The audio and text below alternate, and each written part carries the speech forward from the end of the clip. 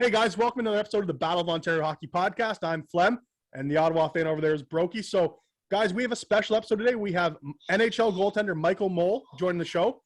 Michael had one of the most interesting journeys to the NHL that we've ever heard of, so we'll get to that in the podcast. But before we get into Michael, BOOclub Sports is running a Super Bowl contest. So for the Super Bowl next Sunday, we have the Bengals against the Rams. So what you have to do to enter this contest: subscribe to BOOclub Sports on YouTube. And in the comment section, what we need you to do is predict what you think the final score of the game will be. So if you think it's going to be 3-0, put 3-0 Cincinnati. And also in the comments for the tiebreaker, put who's going to score the touchdown for each team. So the last touchdown for each team, put the name, we'll use that as a tiebreaker. If you predict the correct score and you're the only one, we will send you $100 cold hard cash, not a gift card, not any Bitcoin, anything like that. We'll get in contact. We'll get your email. We will send you a $100 e-transfer. So again, how to play completely free. In the comment sections, put the score of the Super Bowl and who's going to score the last touchdown. Whoever wins is going to get $100. Compliments of BOOclub Sports, Broeky. Not a bad contest, eh, bud? There we go. Don't ask me what the score is going to be. I certainly don't think it's going to be 3-0. But I haven't done too well with my betting this year in football, which I never do well in. I'm a hockey guy. So I'm going to throw a score out there, but I don't know what it's going to be. I don't think it's going to work, but let's each throw a score out. Okay. And if one of us hits, we're gonna do our own competition here, Fleming. If one of us hits, the other guy's got to pay him $100. So you're the football guy. You go first, then let me go. 27-24 Bengals. 27-24 Bengals, eh? What do you got, buddy? I'm going to take the Rams on this one, and I'm going to say 31-24. Okay, there we go. So if either of us hits, the other guys pay $100. If we don't, well, there we go. Okay. So, guys, enter into this contest. Again, subscribe to BOOclub Sports on YouTube. In the comment section, put the score you think the game will end up, and also leave who you think is going to score the last touchdown for each team. That'll be the tiebreaker. And again, $100 coming your way if you win, and no fees to enter. It's completely free. Free roll. Comments of BOOclub Sports. Yeah, so make sure you subscribe to us on YouTube, guys. Our followers are starting to climb up a bit here on YouTube. We're actually loving it, and we're getting a lot of views. I think we're the Tyrion one's our best now, and we've had a lot of success here, so we're looking to grow. But I'm excited today. Just before we get to Mole, one thing is we finally announced some hockey tournaments, some tournaments in general for Pay It Forward Sports, our partner company. And we're very excited. Our first one is March 18th, 19th, to 20th. It'll be a Friday night. Not everybody will play Friday night, but Friday night, Saturday, and the finals and stuff's on Sunday. It's a 3-on-3 All-Star Championship. So did you watch the All-Star game, the skills competition this past weekend here? Well, you think you're an All-Star? Do you think it looked easy? Get out to our tournament. Let's find out. We're going to have a competitive division and a recreational division. So it's for everybody. It's $650 per team to enter. Tax included. Yes, we do charge tax. There's pizza included. There's a beer included for each person at the bar. We're going to have a pile of prizes, including first place for the rec division is a $500 gift card to Jack Cook's. So thanks to Jack Cook's, they do have the best wings in town. Go get them. They're also, we love going there. Competitive. I'm stuttering here, Flem. Competitive division. You get a really good prize. If you win, you'll get free entry into our Kings of 4-on-4 Championship in April, which is April 8th to 10th. And if you win that tournament, your entire team wins a trip to Vegas. I'm going to get to that in a minute. But you'll win entry into that tournament, which is worth $1,100. That's a pretty good prize. We're not stopping there, but the entire team you could be last place. The entire team is going to win golf passes to Trillium Wood, one of the best golf courses around. That value is probably over $700. So you can be last place in the rec division, you can be first place in the competitive division, or anywhere in between, and you still have a chance to win the golf passes. And there could be other prizes too, such as a hockey stickman gift card, LCBO gift cards, and more. So it's going to be a ton of fun. Get out, enjoy life. The bar will be open, like we said, and it'll be great. I'm excited. And then we got to go on top of that, our Kings of 4-on-4 Championship, which you heard me talk about earlier. Kings of 4-on-4 Championship. It will be at a couple of rinks in the Quinte area, but the winning team wins a trip to Las Vegas. How amazing is that? and one random team will win tickets to the Blue Jays game just for entering the tournament. You could be last or anywhere from last to second place, and you got a chance to win these Blue Jays tickets. So that's going to be an awesome event. We're very excited for it. It's going to be some really, really good hockey players. So we've got a lot going on, guys. The cost for that is $1,100. Again, it's tax included, and it's going to be a pile of fun. There's 3 games included, minimum for either tournament. And then depending how you do, there's playoffs on top of that. So we're excited, and we're going to have some golf tournaments launched. You know, our first golf tournament will be in May. We'll launch that later on. But get into our hockey tournaments, guys. And last but not least, Pay It Forward Sports, part of the proceeds from all of our tournaments, from all of our everything we do, anything we sell. If you want to buy a sweater, anything, part of the proceeds go towards getting underprivileged kids into sports, which we have started the application process for spring and summer sports. So if you know anybody, who might be able to take advantage of this, needs help, maybe their son wants to play hockey or soccer or any sport at all, get a hold of us. Check us out, actually, www.payitforwardsports.ca. Go to the PIFS Sports Fund for kids, and there's an application there. Fill it out, send it to us. And guess what? We'll be able to get a lot of kids into sports this spring and summer. And then we're going to have a separate application for for fall and winter sports in the summertime, right, Flem? Yeah, absolutely. So, like Broeky said, it's our goal at Pay It Forward Sports and BOOclub Sports to get as many kids into sports that that can't afford it. Like we said, we were privileged enough to be able to play all our lives. It's kind of where our friendship started. So that's kind of why we do these podcasts and run Pay It Forward Sports. We want to get as many kids into sport as possible.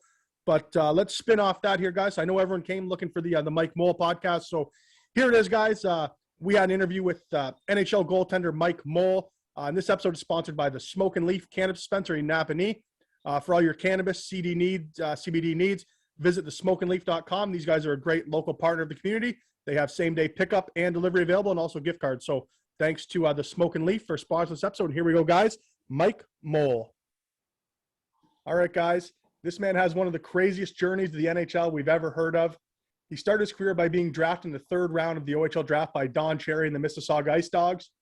He would go on to play 4 seasons in the OHL and was traded to your Belleville Bulls in the 2001-2002 season, where he put up an amazing win-loss record of 20 wins and 4 losses. After the OHL, he would go on to play 2 years of university hockey and won the CIS University Championship, where he was named MVP of the National Championships and a first-team All-Star.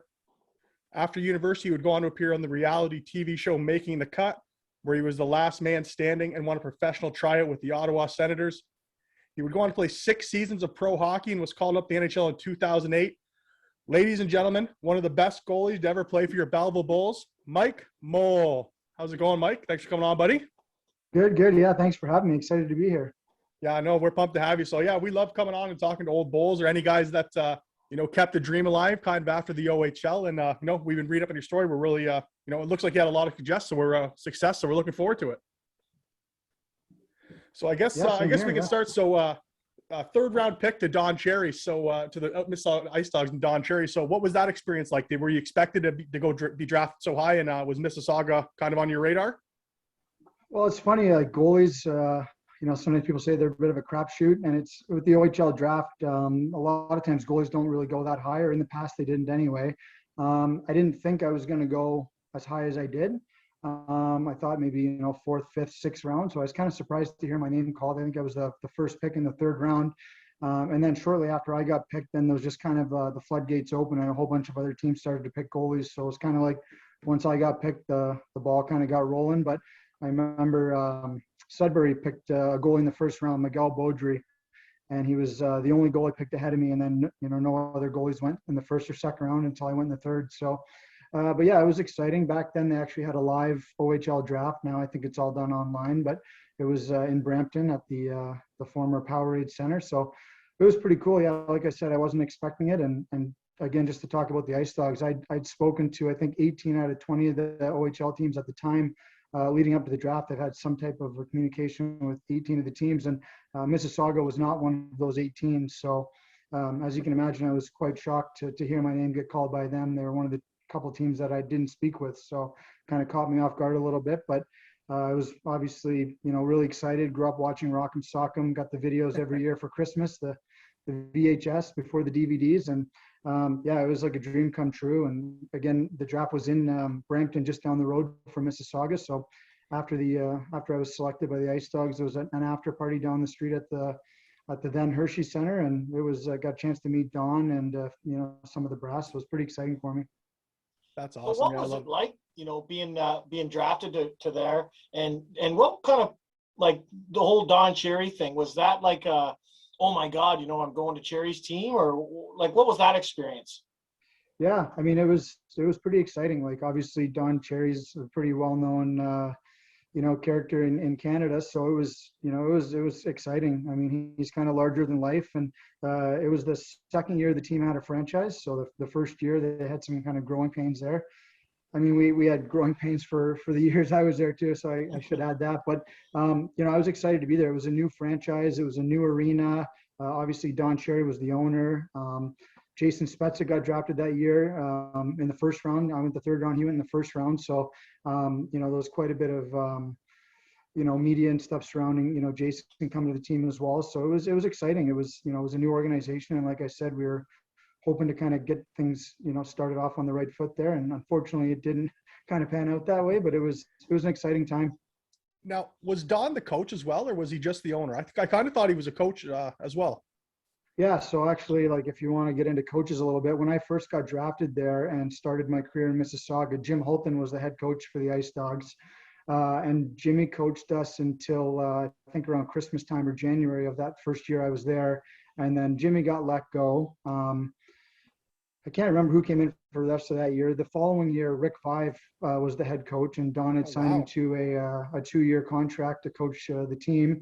And after that first year with Vibe behind the bench, things didn't go very well at all. I think we tied a CHL record for most losses in a season, or fewest wins, I guess. But so going into that third year I was there, Don had fired Vive. And I think, from the story I heard, rather than, he had to pay Vive out for that second year of his contract. So rather than hire a new coach and pay him and then continue to pay Vive as well, Don decided to take over the reins himself there in my third year. And that was the year that I ended up coming to Belleville there halfway through the year. So I was there for half the season with Don behind the bench, but kind of a crazy time as well. Now, what was that like? Because that, there's got to be some sort of stories or catchphrases. I mean, we see him we used to see him all the time on Coach's Corner. And of course, I know I loved it and I miss him. But what was that like? And compare him maybe to, what was he like a normal coach? Was it like, obviously the name, I guess, somebody, like you said, he's larger than life almost in Canada. But was it like having a normal coach, or was it like having Don Cherry as your coach kind of thing? I think it's probably like most people would expect. It was like having Don Cherry, the character from TV, kind of behind the bench and in the locker room there for the teams. So he kind of carried himself and presented himself as he does on TV. He's kind of true to who he is, and that's the way he is, and that's what he's proud of, and that's what's gotten him so much attention over the years. So it was definitely cool to have him behind the bench. It was a cool experience. Things obviously didn't go great, but he had lots of stories and obviously a lot of experience there that he could kind of lean on from his years of coaching. I just think at the time he was probably a little outdated in some of his coaching strategies, but it was something I can say I was a part of, and it was a cool experience. Is there one story that kind of sticks out in your mind of Don Cherry the year he was coaching you, like just maybe a funny story or something he said before the game kind of thing?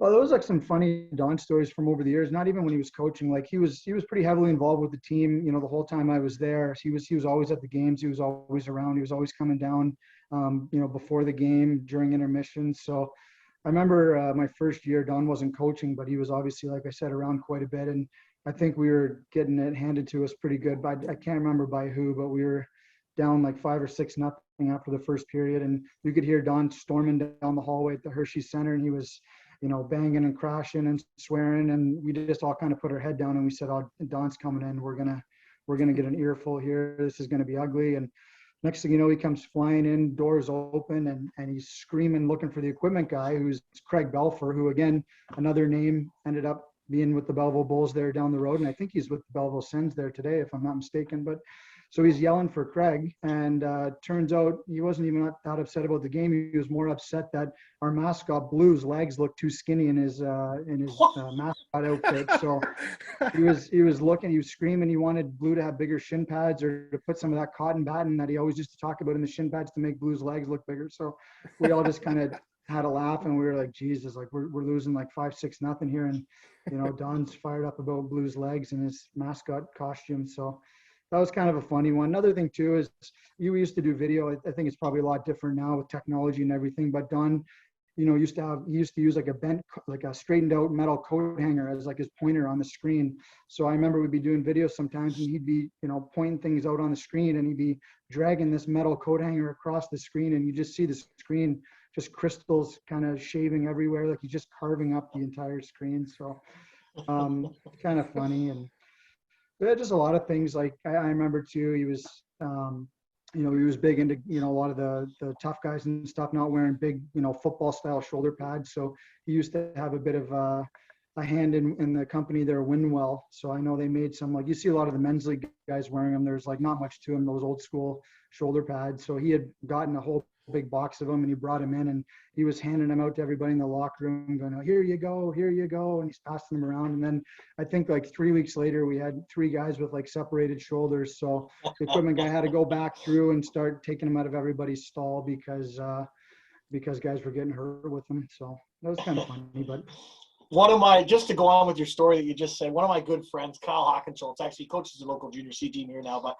I played junior hockey with him, and he went away and he came back his last year, and his gear wasn't here, and he lived in Calgary, and I said, go play with Marty in Wellington, play your last year, figure it out. So he borrows my gear. Well, I had those small shoulder pads. Well, what's he do? He blows out his shoulder, and he used to have these great big ones, So I always got blamed for that, because your shoulder pads. So I just thought of that, because sometimes you get that, you act like it's the tough guy, but realistically you need to protect yourself too, right?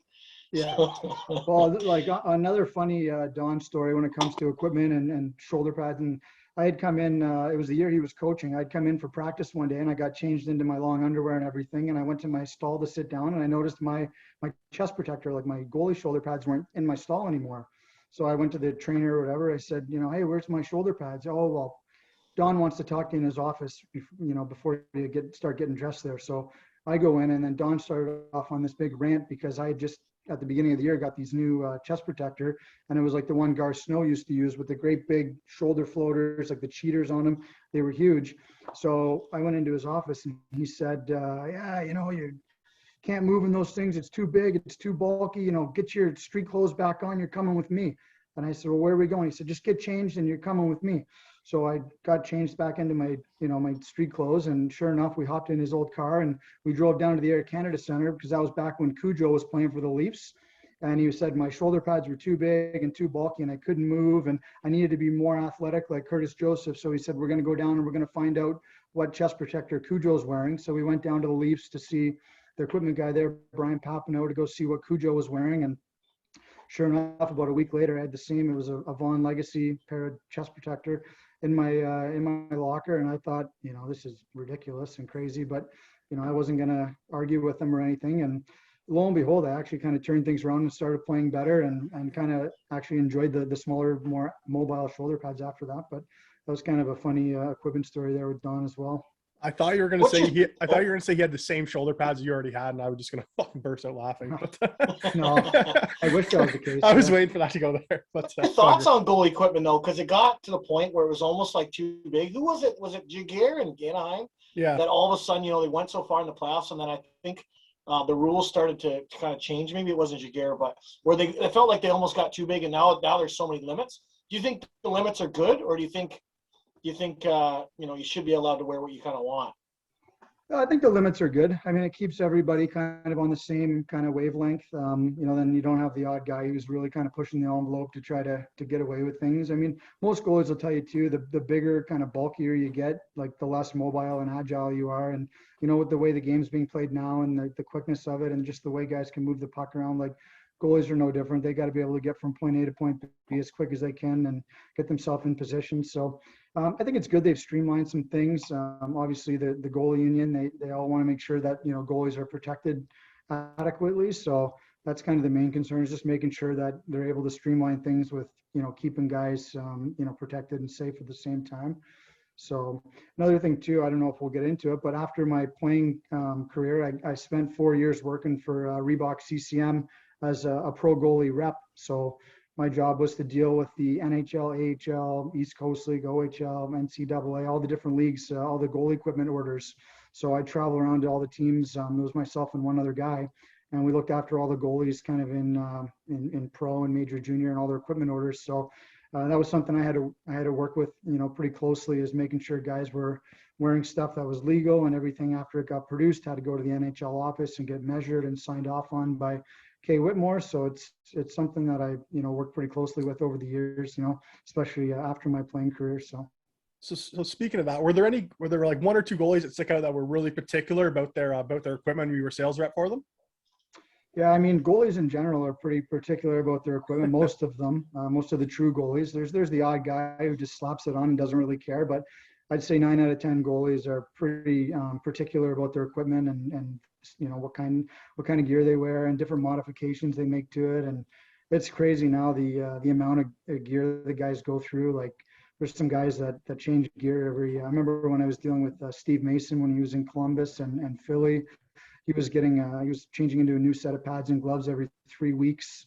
Bobrovsky was every 8 games he was getting new gear. So like it's crazy. Like, guys are wearing it right out of the box now. So it's pretty customizable. A lot of guys are customizing it to the nth degree to make it fit to their liking, and they're able to wear it right out of the box. But probably the one guy, just to answer your question, that was the most particular was Ryan Miller in Buffalo. And obviously he was a great goalie, great guy. I got to know him a little bit over the years, but he was really, really particular about his gear. And to the point where, he knew every type of foam that was inside the pads. So I know, towards my end of my career there, working as an equipment rep, we were trying to get him into like some newer technology gear, and it just wasn't working. We tried everything, every kind of, which way we could produce it to kind of get him to like it or get him to get used to it. And he just couldn't do it. And we were kind of, as a company, at our wits' end. And he called me up one day and said, look, I'd like to give it one more try. I think there's, a couple things we could do to make it where I could wear it if you're willing to come meet with me one more time in Buffalo. So I went up there on a day off, and we literally sat like 2 little kids on the floor of the locker room. And he had a pair of, pads that he really liked. He had them all opened up, and he had all the foam sorted out in different piles. And he said, like, this is LD30 foam, like low density, and this is HD20, and this is, spaghetti foam and everything. And I'm just like, I have no idea what you're talking about, man. Like, he was just so into his gear that it was unbelievable. That's crazy. I've never even thought about somebody doing that. I've never heard anything even close to that, where they split open the pads and all that. So, and to know the different types of foam, like, I would have just thought it was all the same. Yeah, no, he dissected everything, and he had it all. He knew what every little piece of foam was in there, and what it was made of, and the density of it. It was I don't know if it was impressive or crazy, but it was something. So now you tried out for Buffalo. Did you room with him, or what was your experience like with him? Yeah, no, I did. I went. I got invited to Buffalo's training camp following my overage year in Belleville. Obviously, I went undrafted in my OHL career and got an invite to Buffalo's camp following my last year in Belleville. And it was my first NHL camp. It was a great experience. And he was my roommate for training camp. So that was kind of, I think, right before his first full season in Buffalo. So he wasn't quite a household name yet, but he had a pretty good career there at Michigan State. And obviously he was pretty highly touted coming in. And it was a cool experience getting to kind of room with him and just, learn from him. He had already played a little bit of pro under his belt. So just to kind of, see how he carried himself, on and off the ice, and some of his little, habits and stuff. So it was a great experience. He was a great guy, and, he was really good with me. And again, we got to kind of reconnect a few years later when I ended up being his equipment rep. So it was kind of fun. That's a cool story. I like that. So before we jump too much into your pro career, let's try to circle back to Belleville here. So just one question did you land in Belleville before Spezza, or did you come in after Spezza? I was there a few days before. I think I came January 3rd, and I think he was like January 7th or January 10th or something. It was all right leading up to the trade deadline. So you were there for the Wellwood story. The bag skate. The big skate. I don't think I was. Oh, can't- no? I listened to that episode that you guys did with Silverstone, and I Yeah. can't remember that. I think it may have been, I think that may have happened just before I got there. And Wellwood was kind of like, because when I got there, there was rumors swirling around the locker room and around the rink that, Welly was on his way out, and it was just a matter of days, and they were shopping him around. And I think it was as a result of that incident. But I think he still played 1 or 2 games after that incident. So, but I know I got to know Welly a little bit, not great. Like I only played with him a few games, and we've crossed over here and there the odd time. But yeah, I think at the time I got there, he had kind of checked out because I think he knew he was on his way out. Like I remember him showing up, 45 minutes before a game or something like that, and not to chirp him, but he had like a bag of McDonald's under one arm, and he was wheeling in at the last minute, and he probably went out and got and everyone says the same thing. I don't remember, but he probably went out and got a hat trick that night. Like that was just Kyle Wellwood in a nutshell. He was so skilled and so talented that he could get away with those things, especially at that level. I love it, though. Shows up to an OHL game 45 minutes before with a bag of McDonald's. That's awesome. No, we didn't talk about Spezza at all. What was it like, because you seen him right when he first went to the OHL, right? What was it like in the first time you see him? Did you know, hey, this guy's got it. This guy's got the skill. Because especially in the OHL, I mean, he's having an unbelievable NHL career too. But OHL, it's just like he was just dominant at times, right? Yeah, he was so dominant. And the kind of cool thing a lot of people don't remember is that he played his first year in the OHL with the Brampton Battalion because back then the rules were a little bit different. You could only, as a double underager, you could only play in your hometown. So I don't know if the story is true, but I remember hearing that his family lived in Mississauga at the time, and the Ice Dogs didn't want to take him as a 15-year-old. So his family relocated to Brampton because the battalion had offered to take him. So they moved to Brampton. He played for the battalion as a 15-year-old, and then when he was eligible for the draft, and the Ice Dogs picked him up the next year. But he had already had it, like when he got drafted to Mississauga the year I did, he had already had a year under his belt in Brampton. So we were all well aware of, who he was and what he was capable of. So, but yeah, like I said, he was, I think, the first overall pick there in the OHL draft, and first or second. But anyway, coming into camp, I knew he was highly touted, and he was projected to be a high prospect in the NHL. So, but yeah, he was just such a big body too. And he had his hands and his shot, and just the way he was able to kind of handle the puck was, second to none. So he made me look pretty silly in practice on a number of occasions. So, but we got to play a year together there in Mississauga. And then he ended up leaving and going to Windsor. And then I stayed in Mississauga for another year and a bit. And then we kind of reconnected there in Belleville.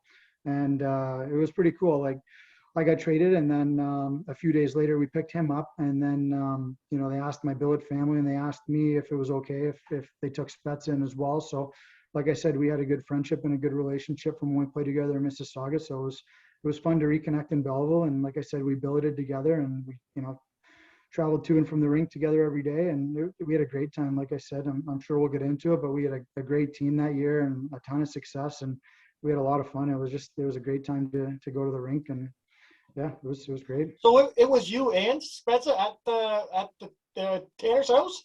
Yeah. Oh, I didn't even realize that. I knew Spezza was there. Why did I not know you were there? So I know Yeah, I was there 2 years.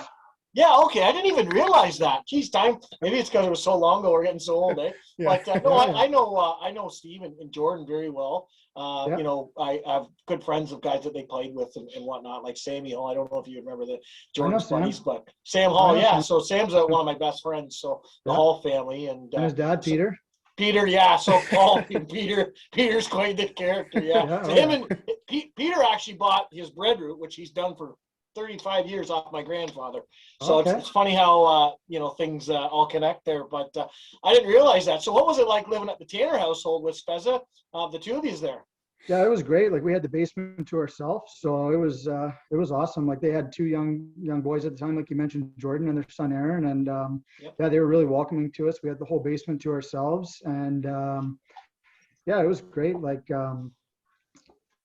I used to joke with them because Jason had already signed with the Senators at the time, and back then, like I don't remember what he signed for, but the rookie minimum wasn't like it is now. I think he signed for like $1.2 million or $1.4 million or something like that. So I used to joke with the Tanners, you know, how does it feel? You have like a millionaire living in your basement kind of thing. But it was great. Yeah, no, and it was good. Like I think I was when I lived with him, I was 19 and 20, and Jay was obviously I think 18 going on 19 or whatever he was. So we had been in the league, you know, a few years already, and we didn't need a whole lot of like hand holding at that time. So like I said, they had two young boys that were kind of busy with their own, you know, social stuff and sports and school. So they just kind of let us come and go as we pleased, and they were there when we needed them, and they kind of left us alone if we needed the space. So it actually worked out great, I think, for everybody. And I'm still in touch with the Tanners to this day. And yeah, lost touch a little bit with Jay over the years, but I see him here and there. But yeah, no, it was a lot of fun there living with Jay there at the Tanner's house. Now, I don't know if you're able to answer this, but did you ever need Steve's services anytime? No, we never needed them. Luckily, we never needed them. But no, it was just nice to have him around. He was obviously you know, a pretty big figure there in the Belleville Quinte area at the time as well. But you know, it was good. We'd be able to go out. I know you guys talk on the show a lot about going out, and we'd go out and, you know, we'd bump into some officers around town, and they knew that we lived at Tanner's, and, you know, they'd always be, you know, more than happy to chit chat with us, or if we needed a ride home from somewhere, they'd always help try to arrange that for us or whatever. So we were pretty smart about things. We kind of understood, you know, where we were staying and things to do, what to do and what not to do. So. Yeah, and you're definitely, you know, like you say, you guys were at that older age. I feel like guys that kind of sometimes make some mistakes are almost the first or second year in the league, right? Where you've been around, you're like, you know, you got to be smart about this.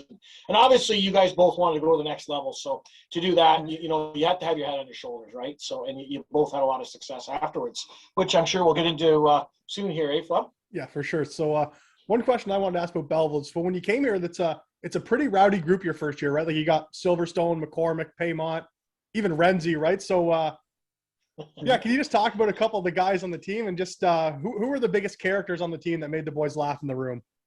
Yeah, I mean, and that was one of the reasons I was kind of like pretty excited to come on, because I heard some of your other episodes there with some, you know, my old teammates and stuff, and just to you know, bring back some of those memories and some of that nostalgia was just to listen to you guys talk about it really brought a lot of joy to me. So that was the 2 years I played in Belleville was probably the two of the most fun years of hockey I've had, you know, since I laced my skates on at a young age. So just from the minute I got there, we seemed to form some great connections and friendships right from the get-go. But like you mentioned it, like Silverstone, Paymont, Malcolm Hutt, Renzi, Robinson, you know, Spezza was there, McCormick, like Matt Coughlin was the captain our first year. And, you know, obviously I've heard you guys talk about him too, Jake Gilmore. And, you know, we just had an unbelievable group of guys, and I've never played on a team that was so close before, where you'd literally do anything for any of those guys, you know, on or off the ice. And sometimes it came down to that, you know, you had to cover for a guy, or you had to come to someone's rescue. And, you know, the ultimate guy for that was Silverstone. Like I said, I know you guys have had him on, but just the ultimate team guy, would do anything for the team. And yeah, there's no shortage of guys like that, a real good character group of guys. And we had a lot of fun, you know, at the rink and away from the rink. And it was memories that I'll carry with me for the rest of my life. So it was a quality group. And yeah, the biggest thing I think you were probably talking about, and Silverstone said the same. It was like it was a family, right? And I know we had Renzi on as well, and he talked about, you know, it didn't matter if you were the trainer or you're the first line player, the fourth line player. We were together, right? He even talked the one time about Chris Rutledge doing something to the one fan because he was chirping him and all over him, right? Because you guys were that tight knit. So that's one thing I think that I always, you know, will always remember is about the old Belleville Bulls days is how small the community was and how it was connected to the team and how close you guys were. So it's fun to have you guys like you on and the old players to reminisce. Yeah, no, like I said, it was amazing. We you know, we spent all our time together at the rink. When we weren't at the rink, we were always hanging out. We were going out to eat together. We were going to, you know, the movies together. We were going, you know, to the bars together, and we were inseparable there for the couple of years I was there. And like I said, you couldn't find a better group of guys that would do anything for you. So it was a great feeling. And obviously it carried over to you know, a pretty successful product on the ice, you know, for a good chunk of that time. So of your 2 years in Belleville, and this isn't on the ice, what's like the one story that sticks out in your mind that you just, if you're trying to make someone laugh, what's a story you tell them from your first couple of years in Belleville? I don't know. Like I said, we had like tons of great times. I know you guys have talked about before, some pranks and things like that. But I remember the one time, like we talked about, I was living with Jay at the Tanners, and we lived a little bit out of town there into the country a little bit. And they had this really long driveway. It was probably, 500 meters long. And Jay and I lived in the basement, like I said, and we were downstairs one day, and the billets came down and said, I think you guys should come upstairs. I think something's going on outside. So we came up and we turned the outdoor light on. It was probably 10, 11 o'clock at night. And all we could hear was just, a group of guys running through the front lawn. And you could see all the cars parked up on the main street, and the lights came on and they all took off. And then, we went out to look at our cars, and they had just been completely like covered with, you name it, mayonnaise, fish, like eggs, like flour, like you name it. Like you couldn't see like an inch of our cars. Like they were disgusting. It was the dead of winter. And the funniest story is like, so, Jay and I put our heads together, and thank God, like I said, Jay was, for argument's sake, a millionaire at the time and had unlimited funds for an 18-year-old kid. So we talked about, like, what are we going to do? Like, Jesus, this is embarrassing. Like, the guys got us like hard. So then we decided the best thing to do was the next morning we were going to get up and we were going to take both, because we each had a vehicle. We were going to take them into town and pay someone whatever it costs to just detail them, like completely spotless. And then we show up to the rink and we just pretend like nothing happened. Like just completely pretend like nothing happened, just to not give anybody any satisfaction. So we actually were able to successfully do it. Like we got them detailed, like completely cleaned. We showed up to the rink that day for practice, and nobody said anything to us because nobody wanted to like own up to it. And we never mentioned it. We never drew attention to it. We just pretended like nothing happened. And it went on like I remember it was years later, and guys were like, did you guys even know that we did your car? Or did your billets clean them before you even saw it? And it wasn't until like years, because that's what they started thinking, that like maybe like someone had cleaned them before that we had, come across them. So that was always kind of funny. But yeah, I mean, like I said, there's all kinds of, funny stories and just different personalities on the team. And yeah, I don't want to get. I got one.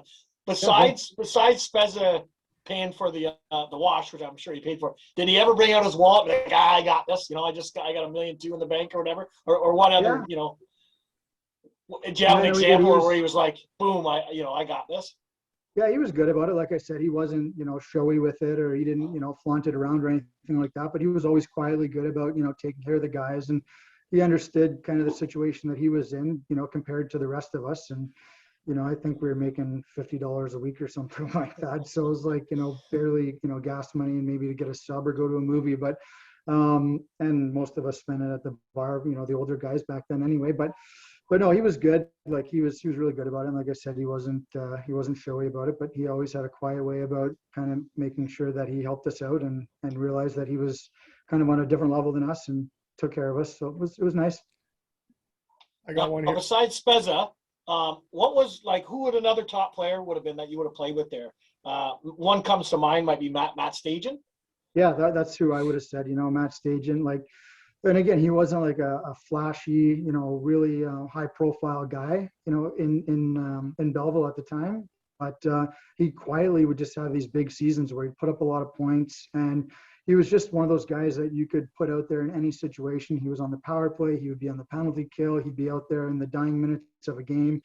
He was just a mature person and a mature player, and you could use him in so many different situations. And, I was obviously, really happy to see him go on and have the success he did. And I was pretty envious that he got a chance to play for the Leafs in his hometown and, carry out his boyhood dreams. So it was awesome to kind of watch that kind of unfold, over those years.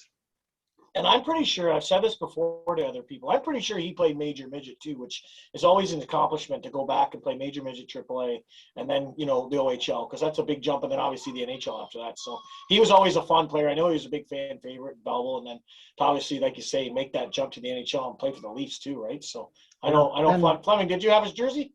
Yeah. I got a Stajan for sure. It's laying around somewhere in the basement, bud. And he just, whatever was there towards the end of his career, he had 1,000 games too, which again, like unbelievable milestone. I remember, I don't know if you guys remember Mark Rancourt, played for the Bulls there. Yeah.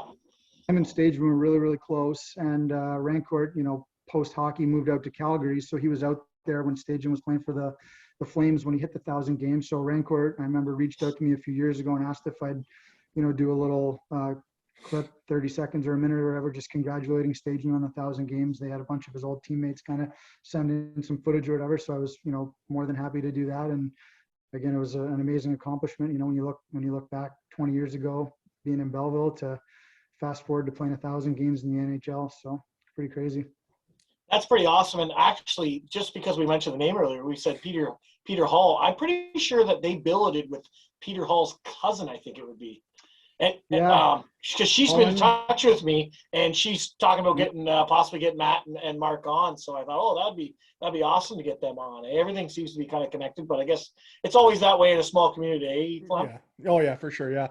So Mike, I got one for you. I don't know if you're gonna like it, because I said we're only gonna talk about good things. But Jason Spezza's first practice. I don't know if it was Silver told a story, but he said Spezza's first practice, they had TSN there, Sportsnet, Cogeco, and they said to end the practice, Jimmy said, we're going to do a shootout, and you don't go off the ice until the goalie stops everyone.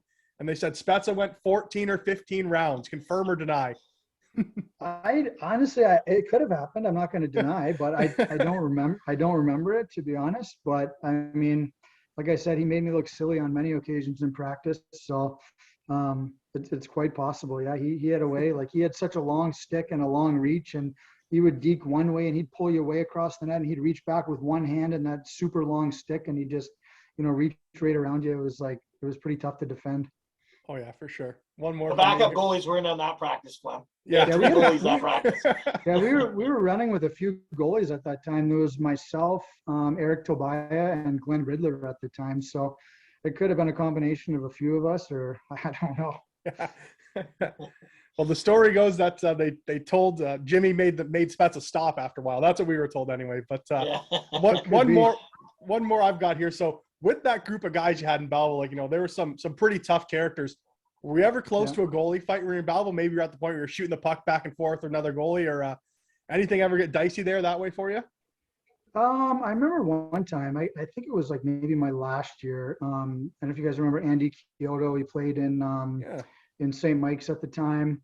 I can't remember what it was, but I remember he kind of wanted to fight me one game. I don't remember what happened, but I remember we were winning like 3-1 or something like that. And it was kind of a close game. And I'll be the first one to admit, I'm not the toughest guy. I never ever did get in a goalie fight in my career. Unfortunately, it's kind of one thing I look back and I think maybe that would have been kind of fun, but my luck, I would have shattered my hand or something, and that would have been the end of it. But I remember on one occasion, he was trying to call me on and kind of trying to get me going. And I remember looking up at the clock and just thinking to myself, like, this is not the time. Like, he's trying to get me out of the game probably, I think, and try to get St. Mike's to get back into it. And I just didn't entertain it, but that's about as close as I probably got, to be honest with you. Yeah. But speaking with fights, you had, in my opinion anyways, the toughest guy in Belleville Bulls history, Jake Gilmore. That's my opinion. What was it like seeing him take on guys? Because I know as a fan, and we both had season tickets when you played, it was awesome.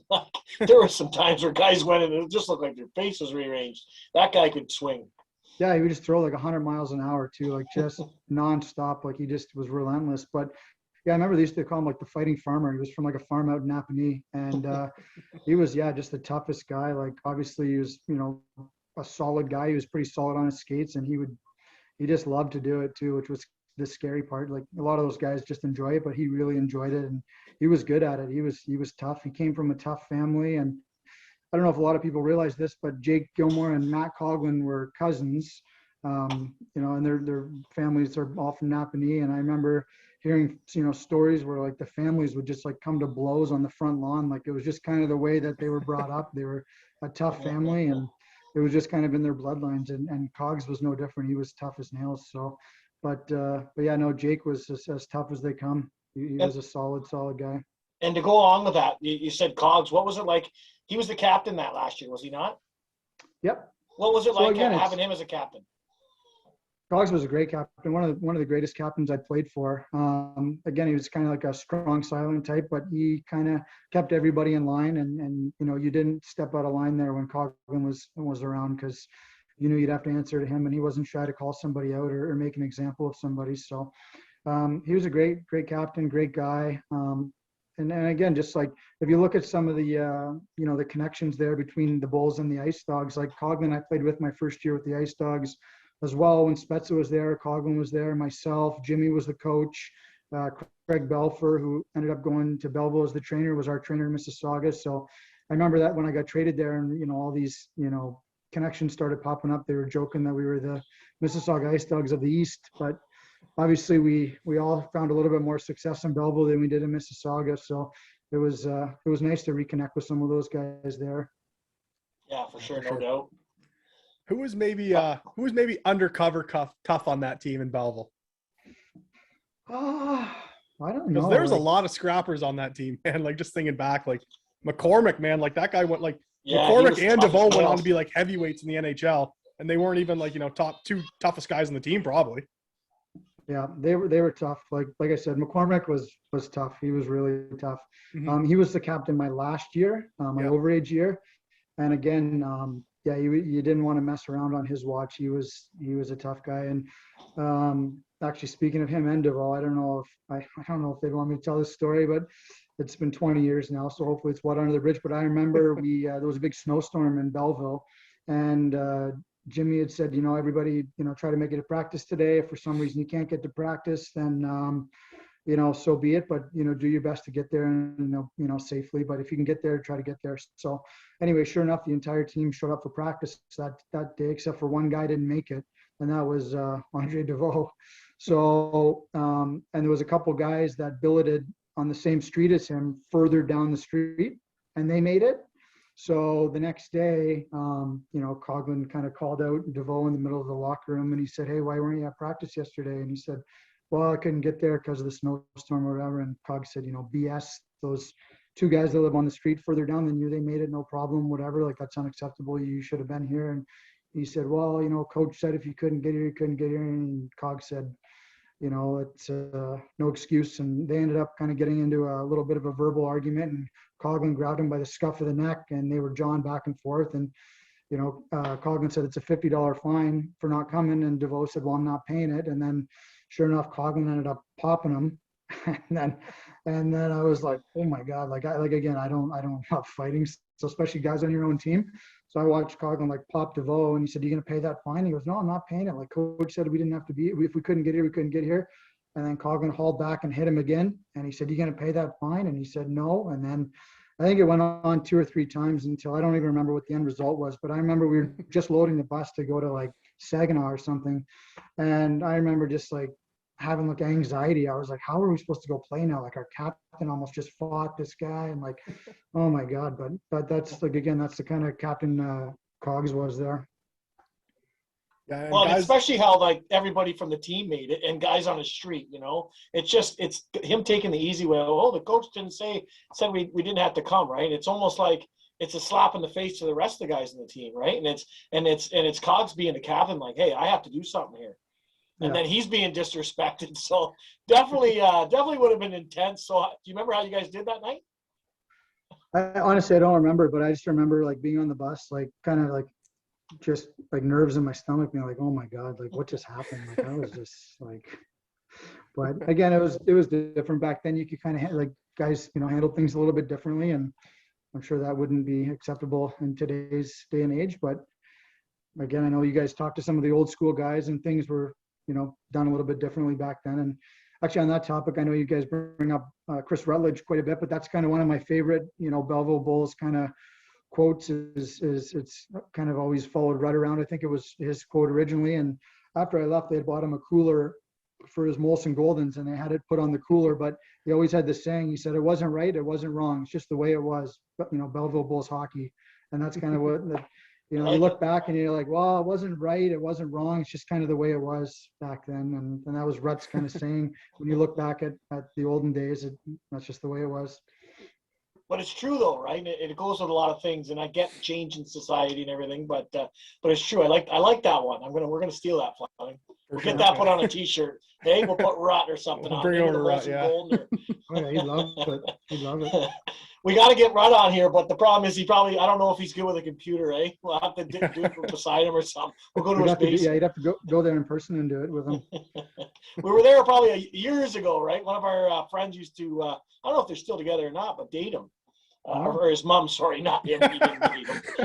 I said that wrong. But his mom did. I think they're still together, but anyways, we'll have to get him on. I'm sure he's got lots of bull stories from back in the day. There'd be no shortage. So it wasn't right, it wasn't wrong, but that's the way it was. Just the way it was. Yeah. It wasn't right, it wasn't wrong. Just the way it was. It's our new slogan, buddy. But yeah. So Mike, year one, when you go 20-4, like you're just on a crazy run. Like, are you just feeling like you're the fucking man at that point? Like the crowd's behind you all the time, chanting your name. So what was it like to kind of go on that run? Well, it was unbelievable because if you look at my 2 previous years and even the half year before I got to Belleville, like my numbers were terrible. Like we couldn't win a game to save our life. So to come into Belleville and just start, winning game after game after game after game, it was just like an incredible feeling and just a huge confidence booster for myself, as a goalie. And I remember it was tough for me to early on to get much, credit around the league. It was just like, I won my first game and it was like, well, it's his first game, whatever, let's just see how it goes. And then I won my second game, third game, fourth game. And I think I went like 7-0 or something to start, or 8-1 or something in the first month of January. I think I ended up winning goalie of the month, my first month I was there. And then, people were still kind of like, well, it's still new. Let's just kind of see how it goes. But it was, like I said, I was just telling my wife who I met after my playing career, like that when I went to Belleville, that's basically what like resurrected my hockey career because, being in Mississauga, we were the worst team in the league and the worst team, I think, in all of Canada. And as a goalie, like my stats were just terrible and it's just tough on your confidence to just take beatings like that night in and night out. So to walk into Belleville my first month or so and just to get on that roll. And, like I said, they picked me up and then they picked Spezza up shortly after. And it was just, they had a really good team that year. And they were just kind of underachieving for whatever reason, but they had a lot of talent. And then they made a couple moves there at the trade deadline, just kind of couple pieces. And then we just all kind of clicked and everything kind of just came out roses. Like we just couldn't do anything wrong. So it was an incredible feeling. And like I said, Jim Halton was our coach and he managed the team really, really well. We had an older group of guys and he kind of, gave us some room to play and just like I said, the things just kind of clicked and everything went well. And it was unbelievable. The kind of run that we went on there was great. Yeah. And what was it like? I just thought of asking you this, but what was it like playing in Mississauga, being from Brampton, right? Being in the whole Toronto GTA hub and then going to Belleville? That must've been a big change for you on and off the ice. A little bit, yeah. And just to back up, like I'm originally from New Brunswick, and then my family was living in the Ottawa area at the time that I went to the OHL. But again, like I Mississauga is like one of the largest cities in Canada, so nobody really knew who you were. Nobody knew who the Ice Dogs were. Like it just, the rink was kind of in the middle of nowhere. There wasn't anything around it. So it was cool. Like the rink was brand new, state of the art, and the fact that Don Cherry was connected to the team was really cool. But the experience, and because I'm sure you've been to Mississauga, it's really, really, spread out. So guys were billeting, sometimes half hour, 40 minutes away from one another. Whereas in Belleville, everybody was just a stone's throw away from each other. And it was really easy to get together and do team functions and team events. And so it was completely different. And like I said, I'm from New Brunswick originally, small town feel where everybody knows everybody. And then it's just like, a friendly way to be. And when I went to Belleville, it was like going home for me. Just the fan base and the booster club and the season ticket holders and everybody. It was just, I always tell people it was like winning the junior hockey lottery for me going to Belleville. It was incredible. It was like nothing I could have ever dreamed of. So just the way the organization treated you and the way the fans were and the way the community kind of accepted you, it was something I'll hold dear forever. Like I said, I still keep in touch with fans and season ticket holders and booster club members and teammates. My family's still in Ottawa and I live in the Toronto area. So every time I'm driving home to Ottawa, we stop in Belleville, we'll go for lunch or we'll stop at the mall, just again, because it just gives me that nostalgic feeling. And it's just a place that I hold dear to my heart. And I'll always be grateful for the time I spent there. That's awesome. You know, that makes me think, hey, Plum, if the Belleville Senators ever leave, you and I are bringing the Bulls back to town, buddy. I would. It's already locked in. I've started the. It's already fund, locked buddy. in. The savings are there. The Yeah. Well, there was a lot. I'm sure a lot of guys have told you about, like, when the Bulls, the OHL Bulls, you know, the franchise left to go to Hamilton. I know, like, a lot of the guys who had played there were just completely, you know, crushed and devastated to see the franchise leave. Like, I made it down for the last game there at the Yardman, and they brought a lot of the alumni back and got to go down on the ice and, you know, kind of do one last kind of hurrah there before the franchise left. And it was honestly, it was an emotional time, a sad time. You know, the Vaughn family was there, who, you know, was responsible for, you know, the following there in Belleville and the way that the community kind of accepted the organization. But it was, it was a sad day. I know there was a lot of guys who had gone on and played in the NHL and made money who said, you know, if there's some way we could pull some money together to try to get that, you know, junior hockey team back in Belleville, we'd do it. It's just, it's sad to think that they don't have a junior hockey team anymore, and that there's, you know, players that'll never get to experience, you know, stuff that, you know, myself and a lot of my teammates did while we were there. It was just such a special time in my life. Was it regarded as one of the better OHL towns, kind of amongst the league? Oh, for sure, yeah. I mean, people always, you know, affectionately refer to it as, you know, Bell Vegas. I know you guys have probably heard that a million times, but it really was. It kind of had the best of everything. And again, going back to when I got traded there, I remember thinking, like, you know, oh, it's going to be so much smaller than Mississauga. And I remember getting there and, you know, just kind of going to the mall and, you know, for pregame meal and picking up some food in the food court or whatever, and just kind of doing a lap. And you see fans at the rink and everybody's kind of, oh, we're looking forward to the game tonight. We can't wait to see it. And you kind of start to slowly learn that, like, you know, Belleville, it's not that big, but it's kind of got everything you need, really, nothing more, nothing less. It's just like the perfect size, and it had everything we needed for junior hockey. So it was great. That's something, you know, and I think sometimes people don't appreciate something until it's gone, right? So I know we have another hockey team here, but you're right, it's not the same. We talked to other guys about it. You know, Belleville is just known to be a junior hockey team because you kind of, like you say, you know, you connect with them a little bit more. Guys it's not like they're in and out of the lineup every day. It's more or less the same group, right? And usually you got them for, you know, 1, 2, even up to 4 or 5 years, right? So yeah, you kind of get used to the players. But I love hearing your passion for Belleville.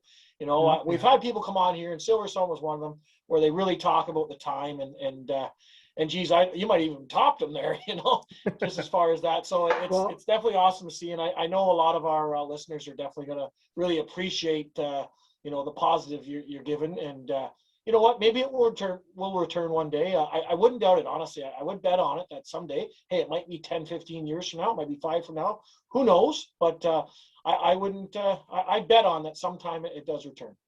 Well, I'll come back for a game if that's the case. I got 2 young kids now, and they're still pretty young. They're only, you know, 1 and 2, soon to be 3. But yeah, I'll bring them back to Belleville for sure, and parade them around town and show them, you know, what it was like. But yeah, I know it'd be great if they got a team back. That's for sure.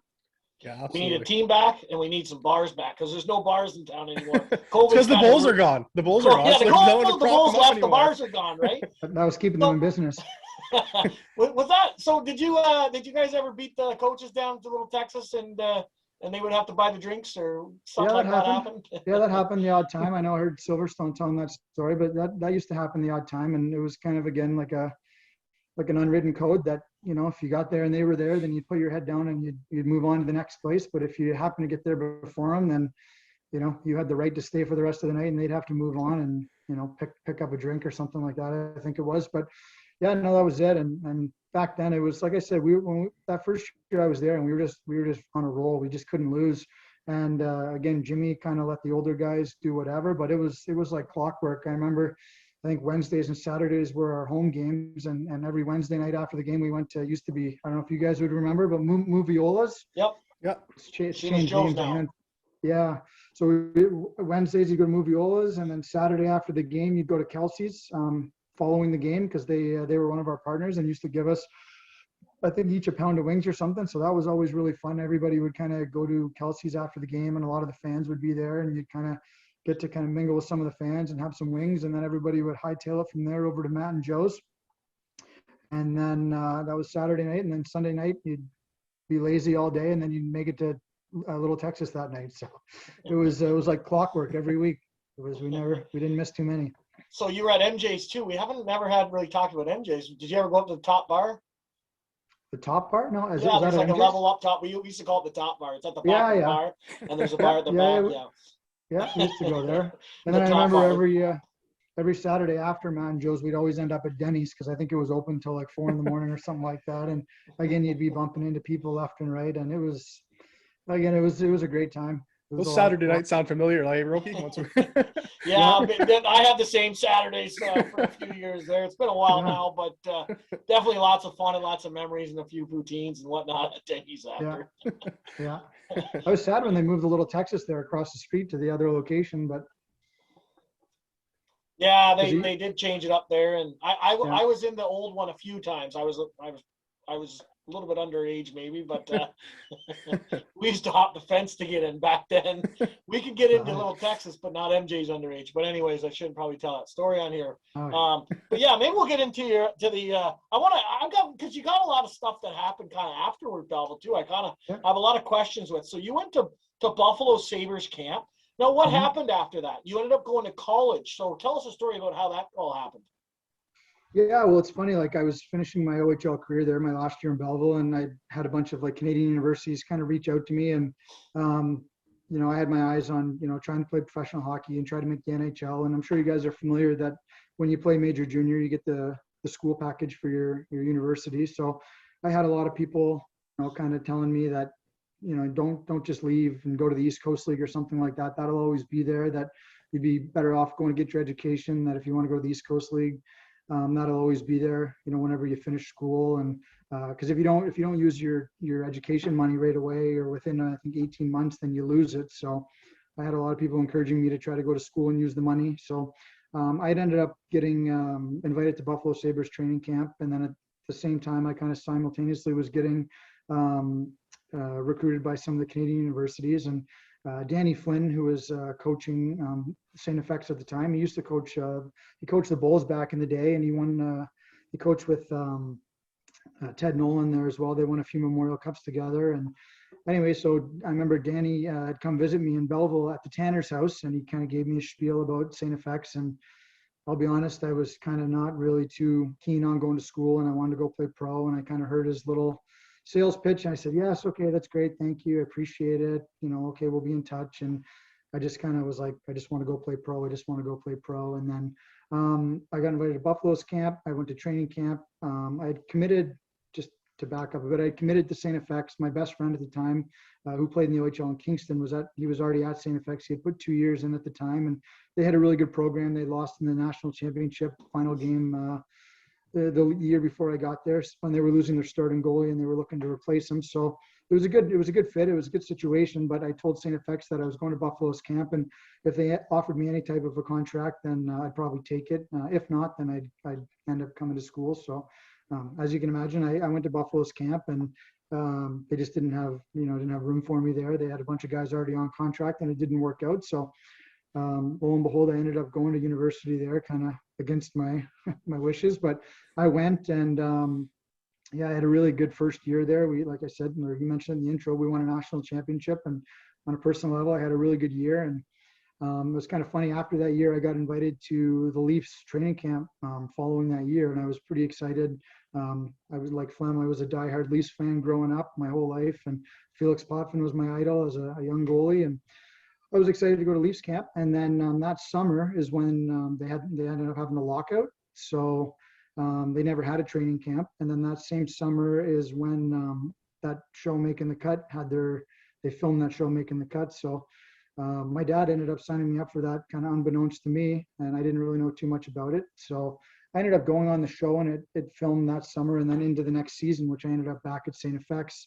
And because of the show, I ended up getting picked by the Ottawa Senators. So I never ended up getting to go to Toronto's camp, but that's kind of how I ended up at StFX. Is I went to Buffalo, I didn't sign, and then I went to StFX following that, and did a bit of school. So what was it like winning a national championship, and you were an MVP of the tournament? Or yeah. It was pretty cool. Like, I'll be honest, like you guys had mentioned it earlier, like sometimes you don't really appreciate things until kind of later in life. But I remember when I went to school, like, like I said, I wasn't really too keen on going and I wasn't too excited about it. And you got to remember, in the OHL, you play a 68 game schedule. And then when you go to Canadian University, it's a 28 game schedule. So it's, 40 less games. And I had aspirations of going to play pro. And I just felt like 28 games, didn't really, whet my appetite too much for hockey. I just didn't feel like it was enough hockey for me. And, the whole time I was there, I don't want to say I was miserable, but all I could think of was I want to go play hockey. I want to play more hockey. I want to play, at a higher level. So I remember we won the national championship, and I remember being on the ice after we won and everyone going crazy. And there was a guy, he worked for our team. He was a friend of our coach, Danny Flynn. And I remember he grabbed me and just kind of shook me and was like, "Isn't this unbelievable? Like, this is better than winning a Memorial Cup." And I remember just thinking, like, "Are you nuts? Like, this is like Canadian University. Like, this is like nothing. Like, it's not like winning a Memorial Cup. Like, what are you talking about?" And I really just didn't realize like how special it was at the time. And I didn't really appreciate it as much as I should have. And then, fast forward, many years later, I look back, I ended up leaving university after 2 years because, largely part of making the cut and some other opportunities that came up because of it. And I look back, after I left university, and I'm like, man, that was like 2 of the most fun years of my life. Just not even hockey, it was just a lot of fun. And it was a small campus at StFX, and I met a lot of great people, and it was a great time. And I just think back, I'm like, why was I in such a rush to get out of there? And like, geez, that really was good hockey. And that's a big accomplishment, winning a national championship. And to this day, I'm like bonded to life with a lot of those guys. Like, we were in each other's wedding parties. We still keep in touch. Like, our kids have all met each other. And it's like, I look back and I'm like, I really wish I appreciated that more at the time, that national championship, because it is a hard thing to do at any level. And I shouldn't have been so hard on the CIS there. It's actually unbelievable hockey. And there's a lot of guys who have gone on to play pro and even make the NHL, from Canadian universities. So, like I said, I was able to make it up to the NHL for a few games, not quite the NHL career that I had hoped for, but, to make it to the NHL level after Canadian University was still a huge accomplishment. And, not a lot of guys had done it at that point, but you look at a guy like Joel Ward, who went and played at UPEI and then went along to have a long NHL career. And, there's a few other guys, Darryl Boyce. I'm sure if you're a Leafs fan, you remember him, played at UNB before, he went to play pro and get a chance with the Leafs. So, it's really good hockey, and it's a great experience. And I kind of wish I, appreciated it a little bit more back then. Do you think you being so nonchalant really helped you through the playoffs, where you probably think, I don't know if you got nervous or we have never talked about that, but do you think that kind of made it just because you downgraded it maybe? You think that helped at all, or? Maybe. I mean, we had an incredible team and a group of guys that had been to the national championship the year before, and there was quite a few returning players. So obviously to lean on some of their leadership and experience, we had an excellent captain, and he coaches the Ottawa University now. But yeah, no, it was, I don't know if it was just nonchalant or what, but we had a great team, and yeah, like I said, it was great doing the national championship, and I kind of wish I enjoyed it more at the time. So making the cut, what was that like? And how many guys moved on from that? There was one player I want to ask about once you answer this too. Well, there was 2 seasons of making the cut. I was on the very first season. So the premise of the first season there was they had open tryouts all across Canada. It was open to anybody who was over 19 years old that wasn't currently on a professional contract. And that year there was the 6 Canadian NHL teams were all involved. So it was Toronto, Montreal, Calgary, Edmonton, Vancouver. I just think Winnipeg wasn't in at the time, but the 6 Canadian NHL teams, each team was going to draft a player from the show. That's kind of, and was going to get to go to main camp. So that's the season I was on. Then the second season, they kind of changed the format a little bit, and there was only one winner. And the winner won, I think it was like a Reebok endorsement deal or something like that. So, but yeah, it was after my first year at university when we had just won the national championship there, and I'd stayed behind school to do some spring courses to get some extra credits. And I remember calling home one day and talking to my parents, and my dad said, "No, have you heard of this show, Making the Cut? It's this reality TV show for hockey, and they're holding these tryouts all across Canada." And I said, "Oh, I never heard of it." And he said, "Well, I signed you up for the tryouts here in Ottawa. When you get home, it's at the rink there where the Sens play." He said, I thought it might be something you're interested in. You've never skated at that rink there where the Sens play, but, I thought you may want to, give it a try. And if at the very least, at least skate at back then, I think it was the Corral Center, whatever it is now, Scotiabank or Canadian Tire. But it's changed a few times, yeah. I know. So anyway, I said, oh, I hummed and hawed, and I said, okay, well, I'll think about it. He said, it's up to you. He said, I think it costs like $55 or something to try out. So he said, if you want to do it, great. If not, I'm out $50, $60, not the end of the world. So I said, okay, I'll think about it. And I said, I don't know. It sounds kind of Mickey Mouse, like a reality TV show. Like, I don't know. Like, I still considered myself, like a decent goalie that, was playing at a decent level. And I said, this seems kind of cheap. I don't know. And then I started talking to more people, and, I found there's some other guys that I played with and guys who I knew had played pro previously that were going to be trying out for it. And I found out that Mike Keenan and Scotty Bowman were the two coaches that were going to be on the show. So right away, obviously with two guys like that, it gives the show some credibility. So anyway, I said, oh, you know what, I'll go try out. There was like, I think something like 10,000 people that were trying out across Canada. So I figured like, I'm probably not going to make it. I don't know how they're going to narrow this down, but I'll go just for fun. And anyway, long story short, I went, and then they brought me back for another one. And then I ended up getting asked to be on the show. And then the show filmed that summer in Vernon, British Columbia for a few weeks. And yeah, it was a great time and a great experience. And, like you guys mentioned, I ended up being one of the 6 guys picked. I got picked by the Ottawa Senators to go to training camp. So it was kind of cool too, because the show filmed all summer leading up to the final episode. So once the show got to the end, then they sent everybody home, and then the show started to air in the fall. And I ended up back at university there my second year, and it was a really small town, much smaller than even Belleville. So everybody kind of knew everybody, and StFX is a small campus. So it was kind of cool. Like the show was on every Tuesday night. So, around school, people were talking and would stop me and, ask me about the show. So that was kind of cool. But anyway, the show aired in the fall, and when it got caught up to the finale, then they flew everybody to Mississauga for the finale. They were doing a live finale. So people kept asking me, did you win? Are you one of the winners? And we weren't allowed to say. We had to sign this confidentiality agreement where if you spilled the beans, then you get sued, through the roof or whatever. So, truthfully, I didn't know if I won, but I knew that I was one of the 18 guys that made it to the finale. So anyway, we went back to Mississauga there at Christmas time, and they filmed the finale live, and I got picked by the Ottawa Senators, and that was it. Then I decided that was my second year at university. So when that season came to an end, I decided to kind of strike while the iron was hot and go to Sens camp, and then just kind of see what happened from there. So that's a shame. Such a good goalie on such a bad team. God. Hey, Ottawa had Hasek then, did they not? Yeah, Hasek was at camp. I got to kind of chum around with him a little bit. That was a kind of a cool experience as well. I got a whole new appreciation for him and kind of his style. So what was he like? Is he, and obviously the style and he's known to be one of the best, if not the best goalie to ever play. So definitely got to be cool to, to learn a lot from him and to speak to him and all that.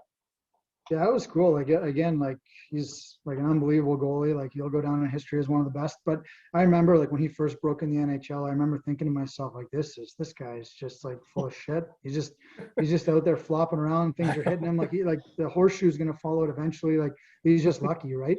But then when he just kept doing it like year over year, like, game in and game out, you're like, well, like, maybe there's more to it than that. And then it wasn't until like I literally like shared a net with him at training camp. Usually there's a few goalies on the ice at a time. So I was down at one end and I was sharing a net with him. So he'd hop in for 15 or 20 shots and I'd be off to the side, and then I'd hop in and he'd go off to the side. And I remember just standing next to him and just kind of fixating on him and watching kind of how he would, read plays and just read guys' shots and releases. And like I said, I gained a whole new appreciation for him. I always tell people he was kind of like the Wayne Gretzky of goaltending. He kind of had this like sixth sense. Like it would be weird, like someone be coming down on a 2-on-1 and like he'd just completely start cheating kind of halfway over because he knew the guy was going to pass, or, someone would come down and just like tee up like a slap shot from like the hash marks, like point blank, like bottom corner. And like most guys would drop down on the butterfly and like try to kick a lag out and just get a limb on it or anything they could. But Hasek would just be standing there. Someone would just take a rock at like bottom corner and he would just like take one step to the side and like take it in the pads. And you're just like, wow, like what is going on? But he just like, he knew guys' tendencies. He just knew how to read releases. It was incredible to watch. But like I said, I gained a whole new respect kind of when I shared a net with him there during training camp for a little bit. Did he teach you the 2-pad stack or what? No, luckily I didn't pick that up, although maybe I could have used it. But another funny story too is like he was at a point there where I think he'd already won a couple of Vezinas, and he just had such a reputation that he just didn't like really care. Like I remember like we were bag skating and they were like, "Hey Dom, you gotta come over bag skating." He like unstrapped his helmet, he took it off, he put it on the bench, he took his gloves off, put them on the bench, he put towel around his neck, and he just started skating like just nonchalantly up and down the ice, no helmet, no gloves, towel, like just Wellwood style. just didn't care. And then we were doing the fitness testing. I'm sure you've heard guys talk about it over the years, but like the VO2 max test or the Wingate test, some of the physical testing they make you do. And like I remember like we were in the gym to do the testing and he was like off on a yoga mat stretching and doing all this weird stuff, and they were trying to get him to come over and do their testing. And they were like, Dom, it's your turn, you're up. And he was just kind of like waving them off, like, no. And like, he's just like, I'm not doing it. And it was just like, but he had kind of earned the respect at that time. Like they didn't make him do it. So, but what do you even say to that? Like, well, this guy's already won how many Vezinas and, already rated as if not the best, one of the best goalies in the world. I don't know. For a goalie, do you find that different, like the testing and stuff, compared to players and all that, because it's totally different, right? You're not skating all the time. Again, it's a hard job, but it's a different type of job. Yeah, no, it is. It's a different type of conditioning. Like anybody will tell you that. Like, but the fitness testing is usually kind of streamlined, and everyone kind of has to do the same thing. And again, it's completely different nowadays than it was 20 plus years ago. Like the testing's even worse now, and the off-season training that guys do now is like it's a year-round job, and nutritionists and personal trainers and everything like that. That wasn't really a thing back then. So, I probably wasn't in as good a shape as I should have been, back then or whatever. But yeah, it's different for goalies. Like the one thing I always used to kind of think was funny is like, guys would be like, "Oh, you're just a goalie. You're so lazy. All you do is stand there. Like you don't even do anything," and then you'd have like an optional practice one day and they'd be like, I'd say, does anyone want to play goalie? Like, I just want to go out, kind of screw around, play forward, score some goals or whatever. So then you get somebody go, suit up in your gear and play goalie. And like, before they even like got the pads strapped on, they'd be like completely sweating and they were just like dying. They'd get out on the ice and like a couple down ups and they were just like, holding onto the crossbar. And, it's just kind of, it's different. It's a different type of conditioning. It's just the way it is. There's different demands, being a goalie than there is being a forward or a defenseman. So it's just different. But so when you went there, Spezza would have been there. Who else would have been there? What year was that? Do you remember the year? 03, 04, 04, 05, 05, 05, 06, I think. Because they would have had some good teams going in that because they made the finals in 07, right? 06, 07. So that would have been like Danny Heatley was there. I think Yashin was still there. Alfredson would have been there, right? Redden, Chara. Was Chara there? Was there. Chara was there. Alfredson was there. Yeah, they had a good team. Did Chara take a slap shot on you? He did, yeah. Well, yeah. What was that like? It was it's like the hardest shot I've ever faced, and it was tough too because like obviously he's such a tall guy. His stick is so long that there was always this like he'd take a slap shot, and then the guys are all using one-piece sticks now, and I don't know if he's using a one-piece or I think he was a one-piece back then, but he'd take a shot, and like there was always that little bit of a delay because the stick was so long that it would really like bend and torque before it hit the puck, because guys usually hit kind of just behind the puck, and then it always took a split second for the stick to catch up to the puck because the stick was so long. But then once he made contact with it, it's like a slingshot, just a whip. It was like a slingshot, and then it was on you before you knew it because it just like a slingshot, like you said. But it was like a bit of a split second delay, and then once it started to pick up steam, it was like at you or past you before you even knew it. So there was a heavy shot. Yeah, I pity the goalies nowadays, in the NHL with the way guys are shooting the puck, and even defensemen or guys who have to stand in front of the net on the power play or things like that. Like, to be honest, I think it's just a matter of time before, I don't want to say it, but before someone gets like seriously injured from a slap shot from a defenseman or something. Like, again, when I was working at CCM, they were doing some testing there with some technology from TaylorMade, from the technology and the drivers from the golf club. So I don't know if you saw the RBZ stick. Like TaylorMade had a RBZ driver for golf. I think it was called Rocket Balls. And then they ended up incorporating that same technology from the face of the driver into the blade of a stick. And it's just like, it was a hollowed out kind of speed channel in the blade of a stick, so that a lot of those one-piece sticks have like a foam cork in it. So what happens is when the puck hits the blade, that foam kind of absorbs some of the energy, whereas this had like a hollowed out speed channel. So when the puck hit the blade, there was no foam in it to absorb it. So again, it had that kind of trampoline effect or like a ricochet effect, and the puck just came off the blade so hot. And I mean, like I said, the way guys are shooting the puck now with those sticks, the releases and the slap shots, like it's just a matter of time before someone's going to get hurt, I think. So what did Ottawa say to you at the end of camp? Well, I was like, to be honest, I think the writing was on the wall when I went in. Normally when you go to camp, or at least back then, there was about 6 goalies at training camp, 6 or 7 goalies. So when I went there, they had Hasek and Emery they were kind of locked into their NHL positions there. And then they had 3 other goalies that were there that were already on NHL contracts as well, plus myself.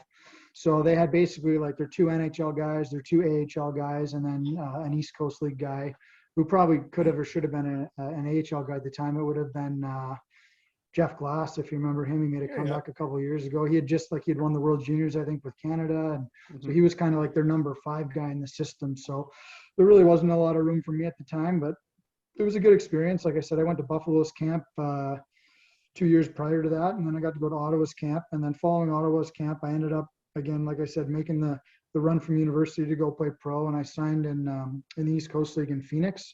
There was a new expansion team there, the Phoenix Roadrunners, and Claude Lemieux was the GM, and they kind of recruited me while I was still at university, and I was looking at some of the material they sent, and they were playing at the same arena that the Phoenix Suns played in, and there's palm trees everywhere, beautiful weather, and the ownership group that owned the Phoenix Suns owned the hockey team, and everything was being done first class. So when Ottawa kind of passed me by, I decided to go to Phoenix there for my first year of pro. So it was a great time. I just got one more question about Ottawa here. Any good fights at camp? Like, is that back in the day? Chris Neal, Char, right? So some tough guys. Yeah, another one too. I forgot to mention too, which I played with in Mississauga too, but Brian McGrattan. Oh yeah, I had him on my list actually here. Shoot. Yeah, Gratz.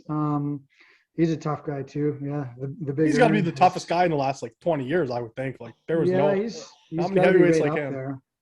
A funny story about McGrattan, like when we played together in Mississauga, I think he was playing with Spezza likely at the time, but he was a 3rd round pick to the LA Kings, and he was obviously a big body, very physical. But the 1 year there, that he was scheduled to sign a contract. If he didn't sign, then his rights got released from LA. But I think he had 20 goals at Christmas time, and I think LA had offered him, like, I don't want to throw dollar figures around, but they'd offered him like a fairly decent contract at the time.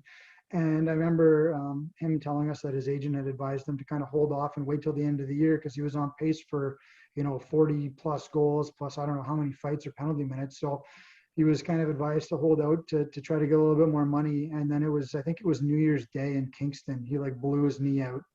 And I remember he was like literally in the equipment room, and like he was a big beastly of a man, and he was like virtually in tears because he knew that was kind of the end. And LA never ended up signing him, and he ended up going basically as a free agent to Ottawa shortly after that. And he obviously ended up kind of resurrecting his career and kind of making a name for himself. But he was actually quite an offensive threat, back then in junior, aside from all the fighting. Well, it's funny how guys can change the way they play too, right? And, you go from, all of a sudden you're a goal scorer to maybe a fighter, a 3rd or 4th line grinder. And the one question I have for you is, because you play with him so much, is Spezza. How do you feel about, you're obviously a big Leafs fan. How do you feel about the role he's now taken on with the Toronto Maple Leafs? Oh, I love it. I love it. I know he's he grew up like in the GTA here, always a Leaf fan. I know his family are big Leafs fans, and just to see him be able to come home to kind of, finish out his career and to have the success he's having and, again, adapt his game and adapt his kind of mindset to fill the role that they need him to play. And, I'm just really happy to see that he's been able to do it and, have success and to help some of the young guys and kind of pass along some of the knowledge that he's, gained over all the years. So it's been great, and I've been really happy to see it. And as a Leafs fan and as a friend, it's been great to watch. What would 17-year-old Jason Spezza say about being a 4th line center? He probably wouldn't be too happy about it, but I think if you told him at 30, 38 or 39 years old, he was still in the NHL and he was still, his name was still being tossed around, I'm sure he'd be happy to learn. Yeah, for sure. No, I'm a huge Spezza fan. Like he's one of my favorite guys on the team. I'm the guy that says he should be on the first power play unit because he's the only guy that'll shoot the puck, like, besides Marner or Marner won't. But anyway, I don't want to get into that. But so you were a backup for 3 NHL games. Am I right with that? Yeah, I got called up back in 07, 08. So I'm sure you guys remember Rick DiPietro. He was with the Islanders there. He's still getting paid. Yeah. He'll be paid for like 10 years. Well, What a contract that was. It's funny. The year that I signed with the Islanders was the same year that he signed that 15-year, like $67.5 million contract. So, and actually he was my roommate in training camp as well, my first year there. So he's a bit of a character and kind of a larger than life figure too back then anyway.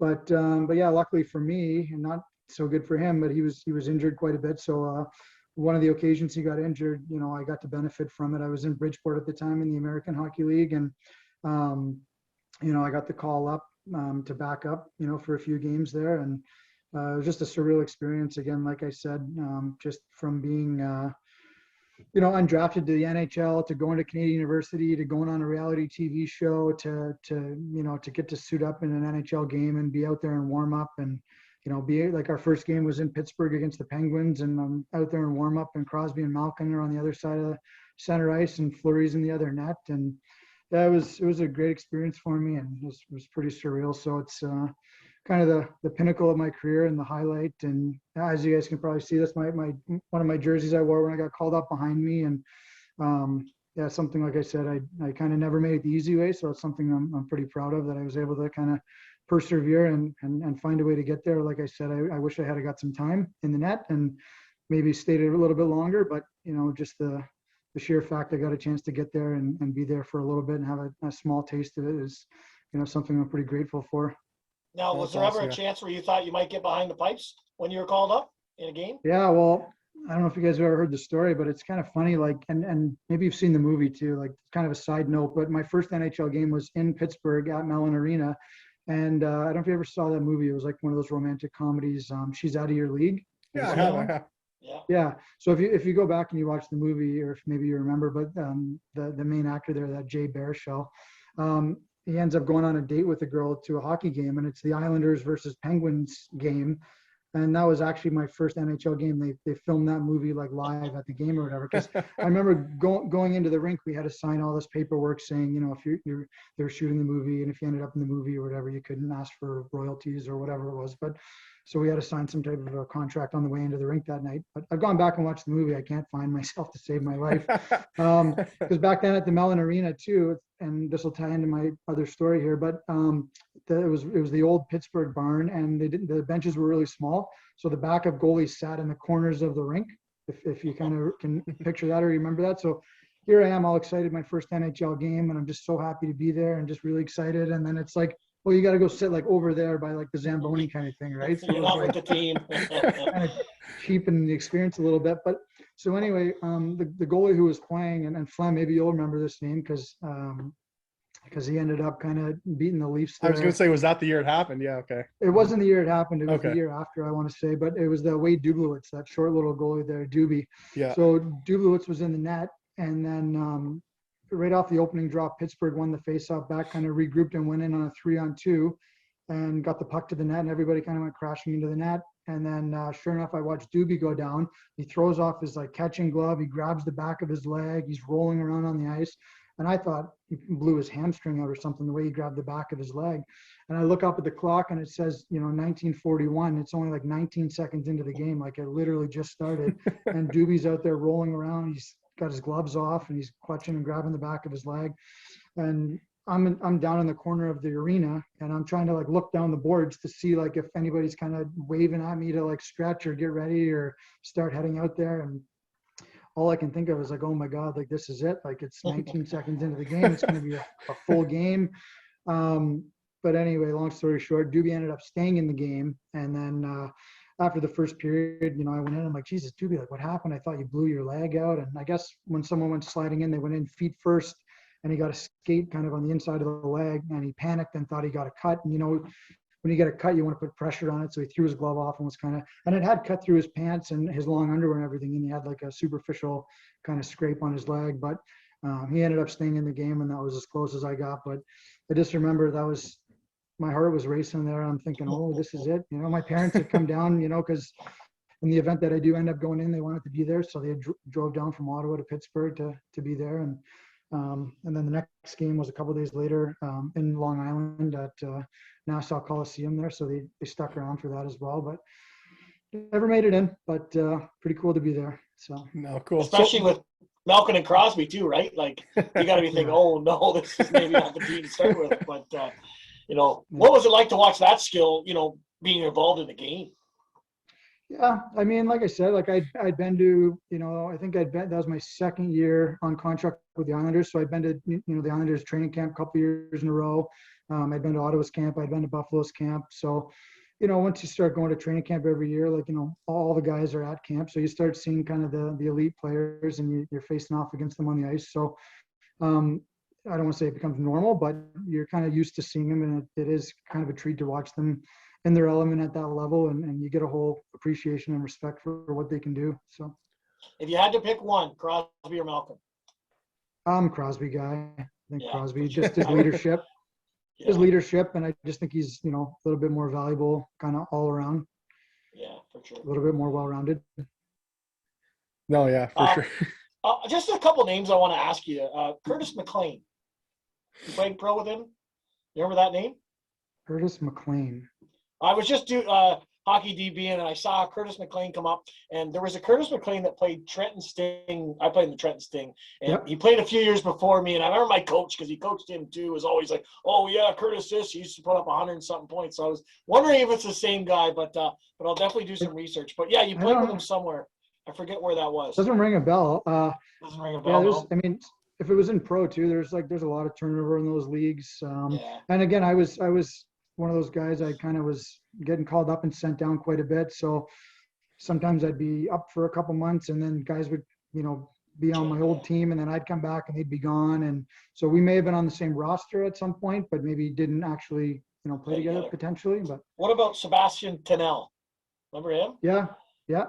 So he played with my best friend's brother in Missouri for the Missouri Mavericks there for a bit, and he put up some good numbers. Yeah. Yeah, he had a great professional career. That would have been I would have played with him just before that in Odessa, and in the Central Hockey League, and that was kind of, I guess you could say, I kind of came out of retirement a little bit. I stopped playing pro, and I'd come back to Ontario here, and I was coaching some goalies and in the GTA here, and then, you know, I wasn't really loving it, just the daily grind of it, and just kind of the schedule and working with kids who are in school all day. So you're working a lot of nights and weekends, and, you know, I wasn't really, you know, enjoying it too much, the coaching aspect of it. And, you know, some of the parents here in the GTA are a little over the top, and it kind of takes the fun out of it. So I'd started to get some offers to come back and see if I wanted to go back and play pro again.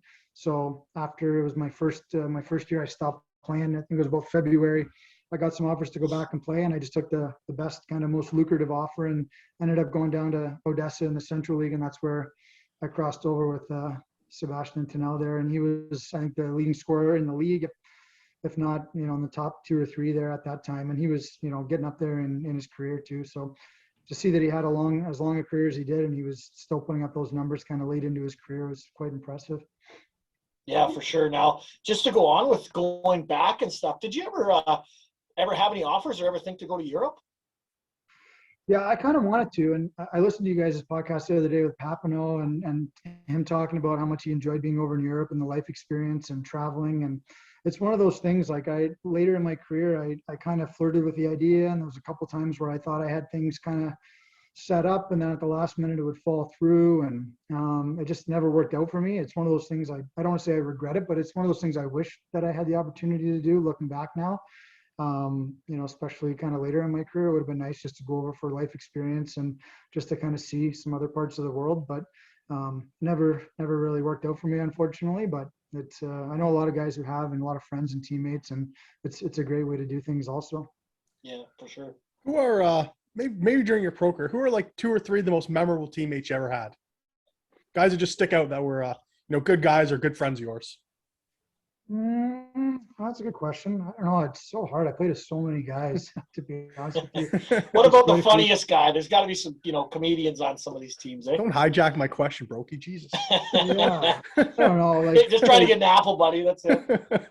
Yeah, I know I talked about him earlier, and it's not really in pro, but and you guys had him on, but like Silverstone was probably one of my favorite teammates, just all around, like as far as being funny and a team guy, and just he was one of the greatest guys I played with. But Stajan too, just a really quality guy, just a good friend.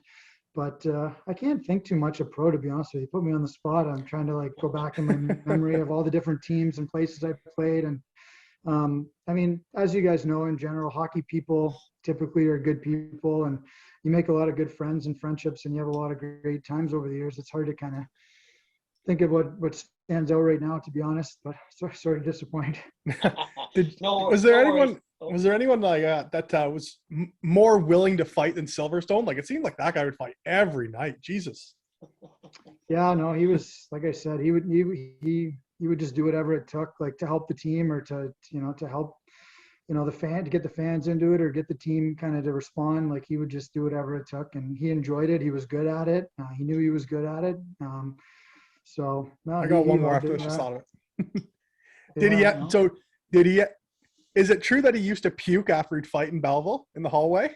I don't remember that, but again, like, I like, not to sound like cocky, but when I was in Belleville, I played the majority of the games when I was there, yeah. So I wouldn't have been on the bench, or I wouldn't have seen it. But it very well could be. He was a bit of a nervous guy when it came to that kind of stuff, but he always had a lot of funny quirks, and he was one of those guys that, he could chirp with the best of them. He always had something to say. I don't know if you guys remember Andrew Brown. I don't know if he's still in the area there. He lived with Soupy, I think.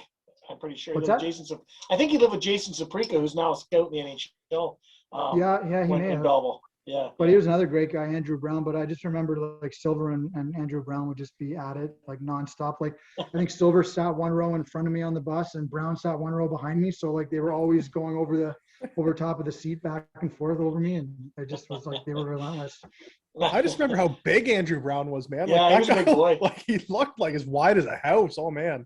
Yeah, I think they used to call him like man-child or something. Like, he literally, like, he was like a teenage boy, but he was like trapped in like an adult male's body. Like, I remember the first time, and I think I ever saw Andrew Brown fight at the Yard. It was like he never fought, and then one time this guy just grabs on him. He just pummels like the living crap out of him, like, so bad. Like, everyone's like, "Oh, Andrew Brown can fight." Who knew? Like, man, is he not a ref in the AHL now? He's a ref of some sort, because he was ref in the OHL for a bit. But that would have been a good answer to your earlier question about, like, an undercover tough guy that was on the team back then, and he was an undercover tough guy. Like, didn't do it often, but whenever he did, it was pretty scary. Yeah, for sure. The one question I got, which so this made you you're an Allen Cup champion, which is a National Senior A Championship, and MVP as well. What was that like? You played in a lot of different leagues here. What was that like? Well, it was pretty cool. And again, it was something like I didn't know a whole lot about. And it was like I had kind of completely stopped playing hockey for a couple of years. And I was actually playing as like a defenseman in like men's league for I think a year or two. And I'd started that position there at Reebok as like the pro goalie rep. And so they were starting to come to me a lot and saying like, "Oh, we've got this new equipment that we're coming out with, and we want to send you some samples. Can you get some guys to test it out?" And anybody that you talk to who knows me, like, I was like the biggest equipment nerd you could ever run into. Like, that was what connected me. Like, that's what got me interested in goaltending. And to this day, like, I'm still obsessed with goalie gear. So they had started coming to me with all this new stuff that wasn't released yet and wanted me to get guys to try it. And I was like, it was driving me crazy. I'm like, there's all this like new technology and new equipment that's out, and like I want to try it. Like, I want to use it. So it was right around that time that I got a call from the owner and the general manager of the senior A team here in Dundas, and they were hosting the Allen Cup that year. So he said, we're hosting it, so we're automatically going to be in it. So we're trying to put a good team together there to try to win it. Would you be interested in coming to play? And it just, the timing worked out. I was getting the itch to get back into it and start wearing the gear again. And they were hosting the Allen Cup, so I said, yeah, I'll do it. So I ended up getting back into it, and we ended up winning. Like you said, the championship game was on TSN every year of the Allen Cup, the finals. So that was kind of cool to be at a high level again, and have it be on TV, and a lot of friends and family could watch. And another name you guys might remember there was Randy Rowe, played on the team that year. Oh yeah, I know Randy. Yep. So that was kind of fun. Another ex-Bull. But and Jay McKee too. Do you remember Jay McKee, Buffalo Sabres? Yeah, sounds familiar. Yeah. been coaching in the OHL there over the last number of years, but he was on the team as well. And we'd recruited leading up to that year Matthew Barnaby to play for us. Oh, really? And he actually played a few regular season games, but by the time the Allen Cup rolled around, he never showed up for playoffs. He was kind of a crazy guy. He's he got a was crazy. podcast too. I've watched it a few times. It's he's pretty I can comical. imagine. It's probably pretty entertaining. He's got a pretty storied career too. Yeah, he was a little nuts. Sometimes you'd be missing a screw or two up there, I think. Yeah. But he was fun to watch. in Buffalo, and I was at camp there as well. Him and Jay McKee both were there when I was, went to Buffalo's camp back in the day. So. Now, when you won the Allen Cup, did you take a moment to take that in, kind of a little more than when you won in the CIS?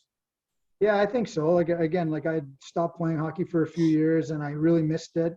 And I really missed being around the rink and being around the guys and just that camaraderie I had realized over the years that I had kind of maybe not appreciated, winning the CIS championship as much. And I kind of knew that I regretted it. And everything kind of came full swing, and it was good to win, and it was a lot of fun. And I really kind of took it in, and my parents were there again, and my now wife, and it was fun. I really enjoyed it. And then the following year, we ended up having a pretty good year as well. We won the league around here to go to the Allen Cup, and it was in Newfoundland that year, in Clarenville, Newfoundland. So we went out for the Allen Cup there the next year as well, but we didn't win it. But it was still a lot of fun, and I'm still to this day, without COVID, I'm still playing. So we were actually scheduled to start up there beginning of January and have a condensed season, but it's been pushed back now because of the latest restriction. So we're just kind of waiting on pins and needles here to see if we're going to be able to salvage a bit of a season or not. But if so, I'll be back between the pipes. The boys are looking for a tournament. We got a big one, April 8th to 10th. We'll warm you up, team buddy. was to Vegas, Mike. So you can come on my team. I'm looking for a goalie. Oh, let me know. I still enjoy it. Out in Newfoundland, though, it's like almost like pro hockey senior A, isn't it? Oh yeah, they fly guys in every weekend. They pay them big money. It's that's crazy out there. Yeah, I've had a few friends from Ontario that have gone over to play there every weekend. It's crazy. Yeah, I've heard of guys that actually stopped playing pro hockey down in the States because they're offered more money to play out in Newfoundland and whatnot. Just because, there it's like it's packed house, it's every game. And it's kind of, I guess, what it used to be in Ontario years ago. Like, I know Belleville, we always talk about the Belleville McFarlands from the 50s or whatever when they won the World Championships. And like that was almost like the American League back then, but it was, senior A hockey was it. I'm not talking that it's down now, but it's just, it's cool to see. I wish it would come back a little bit. And it's starting is actually, there's some teams around here, eh? Flem, we've got Tweed and Deserano. Yeah, it's quite a bit. So it is actually starting to come back, which is nice to see. But we do wish you the best of luck if you guys, if you do get up and playing again. Hopefully these restrictions ease up a bit and everybody gets back playing, as far as I'm concerned. Mm-hmm. Yeah, no, that'd be nice. Got the fingers crossed. Yeah, so kind of like just a wild career. Like, not many guys get to go on the reality TV show. Lots of stops along the way. So, and you did make, you did get 3 games in NHL. So how proud are you of your career? Well, again, it's something I look back on now, like, being older, and I look back and I am proud of it. Like, like I grew up playing my minor hockey there in the Ottawa area. And back then the Junior A League was the Central Junior Hockey League, the CJHL, and they have a draft, and pretty much like any 16-year-old, 15-year-old kid playing, AAA or whatever gets drafted. And for whatever reason, I got looked over, never got drafted to Junior A there out of Bantam, and I ended up going as a walk-on and making it, and I ended up being the only 16-year-old goalie in the league that year. And then, from there, getting drafted to Mississauga, and then, not getting drafted to the NHL. And it was just, there was a lot of hurdles along the way. And, I do look back, and I am kind of proud that I kept pushing forward, no matter what kind of kept happening or, those types of things. But no, it's good. And, like I think you guys have made reference to before, like the percentage of kids that actually play minor hockey that get to play pro or, even get to suit up for an NHL game is like less than 1%. So, just to know that I've had a chance to do that, and, I worked really hard to get there, and, it's something I'm pretty proud of, and I'll look back with a lot of fond memories. So that's why I like doing this stuff. It's fun to go back and kind of relive the glory days or relive the career and just kind of remember how far you've come and all the little stops along the way. For sure. Yeah. It's fun for us too. We love really kind of reliving moments. I guess, we didn't get the honor to play pro. Well, I guess, Broeky, you played one pro game, didn't you, kind of?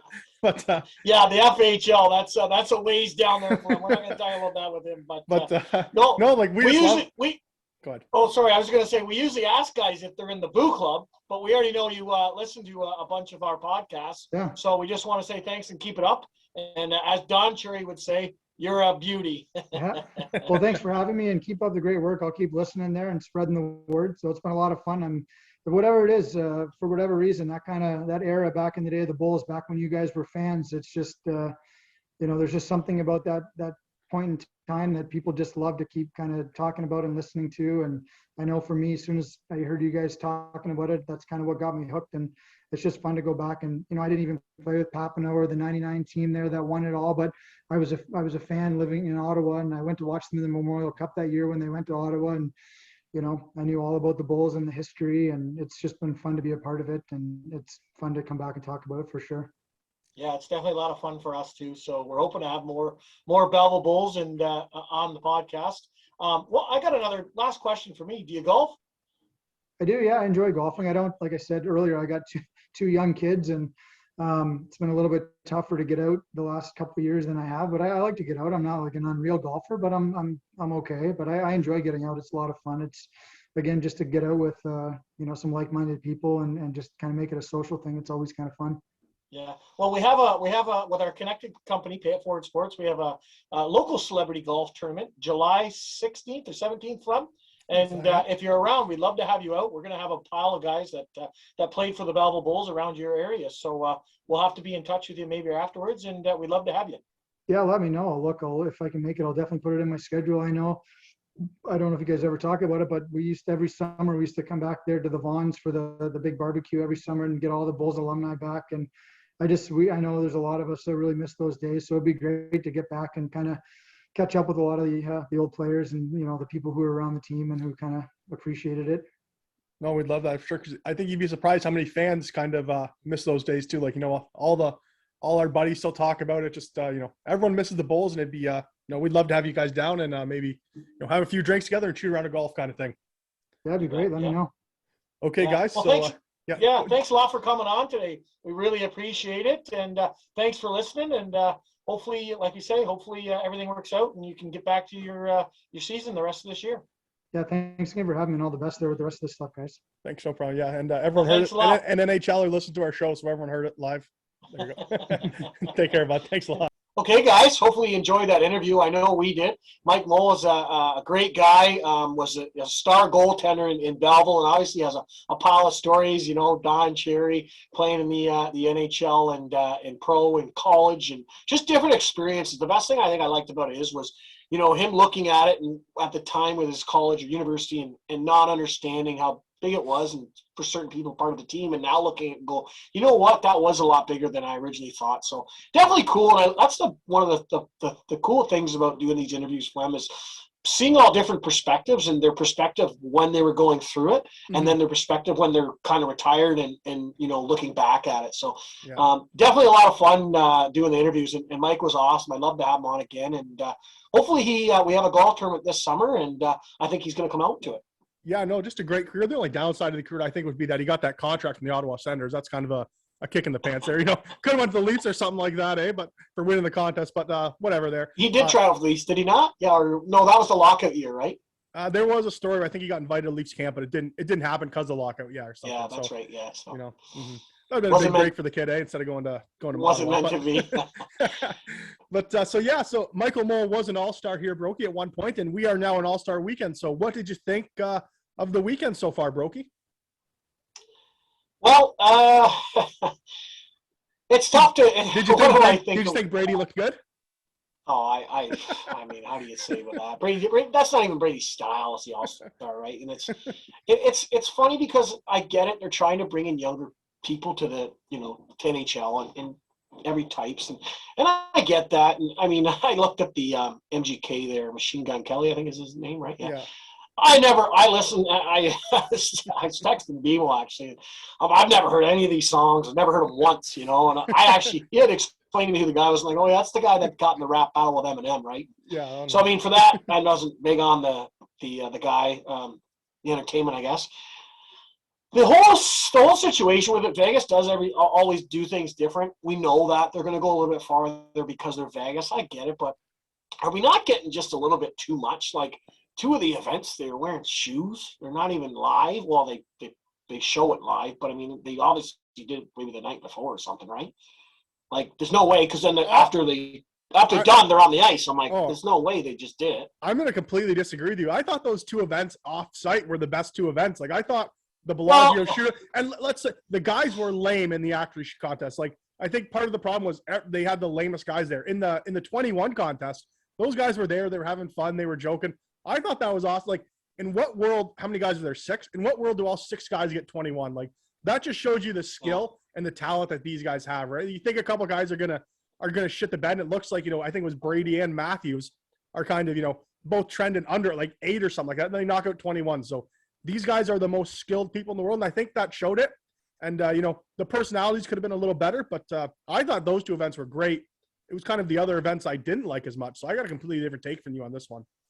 Well, okay, but All-Star Weekend, what makes you think of All-Star Weekend? Like, shooting on, like, it's just tough for me because they're not even on skates. They're not even in their equipment. I mean, is that hockey? Like, so is that hockey when you do the shoot and Travis Zegras blindfolds himself and goes down and does the coolest hockey move you've ever seen, and then somehow Pietrangelo wins the contest even though he didn't even score a goal? I thought that was a way bigger joke than anything else, man. Like, I mean, so what's the actors there? He gives them a 19 out of 10. Like, well, and then that wins it. Like, I get it's for fun, guys. But, like, what are we going too far? Like, well, the next time the guy's going to give him a 99 out of 10? Like, I don't. To me, that's just the stupidest thing. Like, the guy didn't even score. Like, if we're going to have fun with this and we're going to do it, at least do it right. At least score proper. And how the hell did Zegras not get 10s from everybody? Like, was it Coffee that gave him a 9? Like, oh, Coffee, come on, man! Like, what are you thinking? You just can't do that. Man, that is sour grapes if I've ever seen sour grapes. Like, but here's my take. Did they know even what happened? Because when I watched it live for the first time, I was like, "What the hell just happened?" Like, did he have that on a stick the whole time? Like, I didn't even know. I didn't know. And then I watched it again, like, holy shit! Yeah. No, but you know what I mean? Like, I wonder if they even knew that. Like, he even had it and scored the whole. Like, it just happened so fast. I guess maybe it's a different perspective when you're watching on TV there, but I mean, how he doesn't get 10s is unbelievable. And that gets me to my next point. He was brought in just for that, right? He wasn't an all-star. So my take on the all-star game, I'm not 100% against doing some of those events off the ice. It was cool to do the shootout thing. I know, like, Sean Avery, friend of our show, friend of our Pay It Forward Sports and BOOclub, he hated it. He was chirping their shoes and whatnot, that's Avery though, right? But I don't know. It's like, what do they do next year? I don't know where next year's is. Let's say it's in Toronto, for instance. I don't think it is, but what do they do? Are they going to do more things off? Are they going to be shooting from the CN Tower? Like, I don't know. That'd be awesome, really. But I mean, you know what I mean? Maybe they'll do something like that. Like, I think maybe one event off would be cool. I think we're getting a little bit too much when we're doing too many, because then you're like, that takes away from what's on the ice. But then again, it is all like BS to begin with. I'd rather just see some more skill, like actual competition to see who can score and win. I just rather see a little bit more pure competition, even if it's fun, I guess. But I guess it wasn't like – then it brings me to the game. It just – I don't know. Here's my take on the All-Star game before we go. This is what I think, because we talked about this before, how – and a lot of the guys are complaining because the best players aren't necessarily playing, and they try to pick a player from each team. Mm-hmm. Here's my take, and here's how I would do it. Okay, this is what I think solves everything. You take the best players, and you go back to 5-on-5 for the game. You want to have your fun with the skills, and you want to do these things and all that stuff. Fine, let's do it. But let's go back to 5-on-5. Okay, if you want to do a 3-minute overtime or 5-minute overtime with 3-on-3 each game or whatever for bonus points, I don't know, something like that, I'm okay with that. But actual game 5-on-5, let's go back, but let's get the best players, and why not make it home ice advantage for the Stanley Cup? I'd love to see something like that. You might get a little bit more competition. I don't know, maybe you throw that in, maybe not, but that's something I thought I'd say. But let's get the best players. I don't care if Ottawa's last place and doesn't have anybody there. I don't care for the game. Yeah. But to go along with that and to go with what the NHL wants, you bring more skilled players for the event. So maybe you'll have more guys participating in events because you're going to have all your players, and then skilled guys. Like, there's one guy, like, they brought in Zegras Did they bring in anybody else for different skills? I'm not sure. Know. I didn't watch too much of it. I'm not a big All-Star fan. So. Yeah, one of the guys that I would have liked to see, and you're going to call me a homer for this, but I think I have the right to, is Formanton. I would have loved to see Alex Formanton. No, but come on. Alex Formanton in the speeds, or the fastest skater, he won the AHL one. Was it last year or the year before? I don't know when they went last time they had it. What did he win? Fastest skater. He's fast as hell. In what league? The AHL, the one before he goes to the NHL finally. He's a borderline AHL player. There's no way Alex Formington is rolling up the All-Star. Are you drunk right now? There's the no guy's way been playing awesome. He's going to be a huge part of Ottawa. Oh my God, you fucking homer! Yeah, we can call you homer. You're so okay. Wrong. Call me homer. I'm telling you right now, he probably could have beat McDavid if the other guy beat McDavid. I mean, I'm not saying he's gonna, but I'm saying he's got a shot. And I bet he's faster than every player on Toronto. I'll bet you that right now. I bet you Alex Formington is faster than every single player on Toronto. I would take that back. I'd like to see anybody challenge me on that because he's one of the fastest. I'll challenge you on it because it won't happen. Who's faster? Not McDavid or not Matthews. Matthews has got a shot. He's not a skater. Man, if you put every Leaf against Formington, one of them would beat him. It's just who? math. It doesn't matter who. One of them would fucking beat him.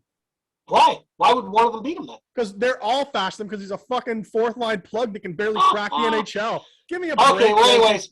That's my point, whether you don't like him or not. Maybe there's somebody else that doesn't make it but has really skilled. Like, let's say Mitch Marner doesn't make it, but he's really good at breakaways, and you want to bring a guy like that in. Boom, that's the other guy, and that makes it where you can say, okay, Phoenix, Ottawa, let's say 5 teams don't end up having players in the All-Star game. Then you end up getting some of their players, or at least one of their players, in and get them in doing these skills. So every team is involved, maybe not in the game, but in the actual weekend. That's what my take. So you still get your competitiveness. You still get the actual pure all-stars in the game, and then you get maybe skilled full all-stars, right? That's my take on it, and that's how I would solve it.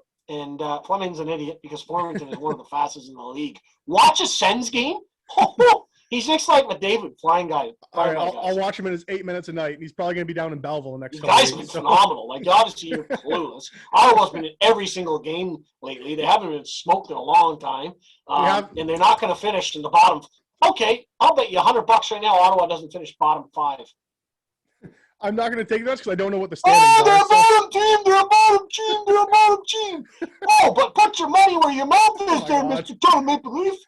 Broeky, I bet 20 times the amount you do every day. So let's not get all every day. $10 big here. You win $40. You freaking send me a screenshot. Oh, look at this here. It wasn't $40, Fleming. It was $120, but it was the first time I'd won. That's why I was fired up.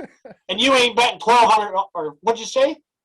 You ain't betting like $1,000 a day. You're full of shit. Your wife fucking have your balls. Okay, I said I bet 10 times more than you, so I bet 100 a day, if that math, right? Because you bet about $10 a day. I don't bet $10 a day. Get over it. Anyways, Fleming, then bet me.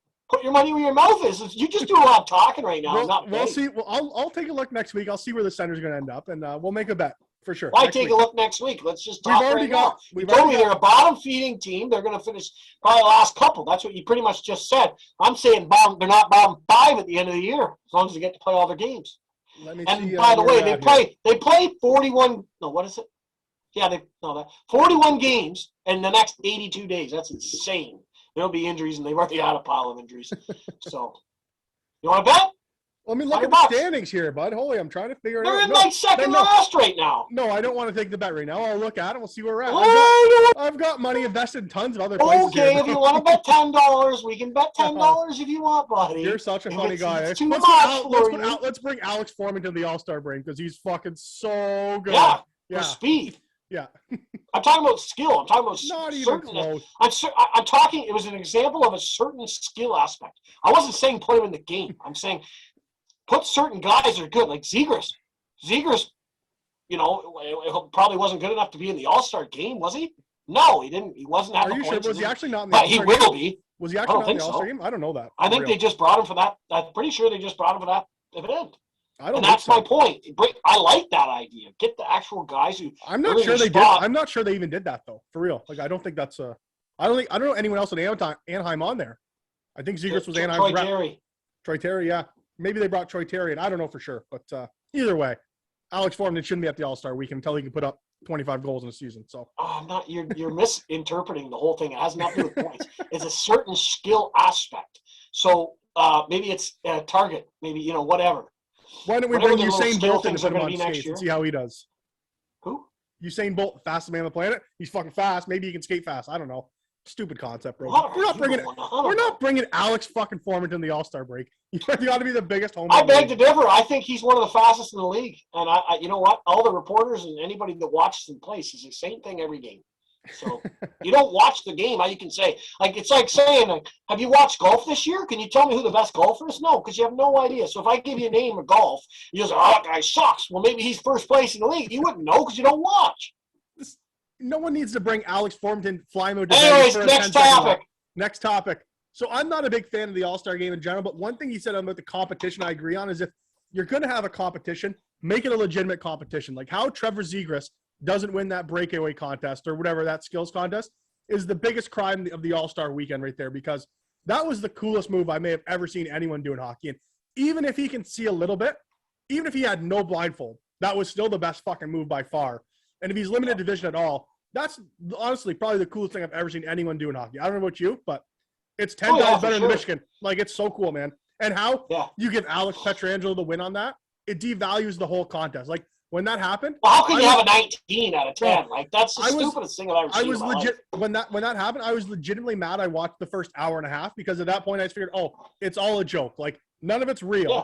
Like, you know what I mean? It makes everything a joke. Yeah, it makes everything a joke. Like, that was the dumbest thing. Just have a guy from Vegas win. That was the stupidest thing the NHL could have done. Like, that was obviously set up. They were gonna have Pietrangelo win. Zegras was the coolest hockey move we've seen all fucking weekend. And they brought Zegras in to do that. That's the thing. Like, he didn't play in the game.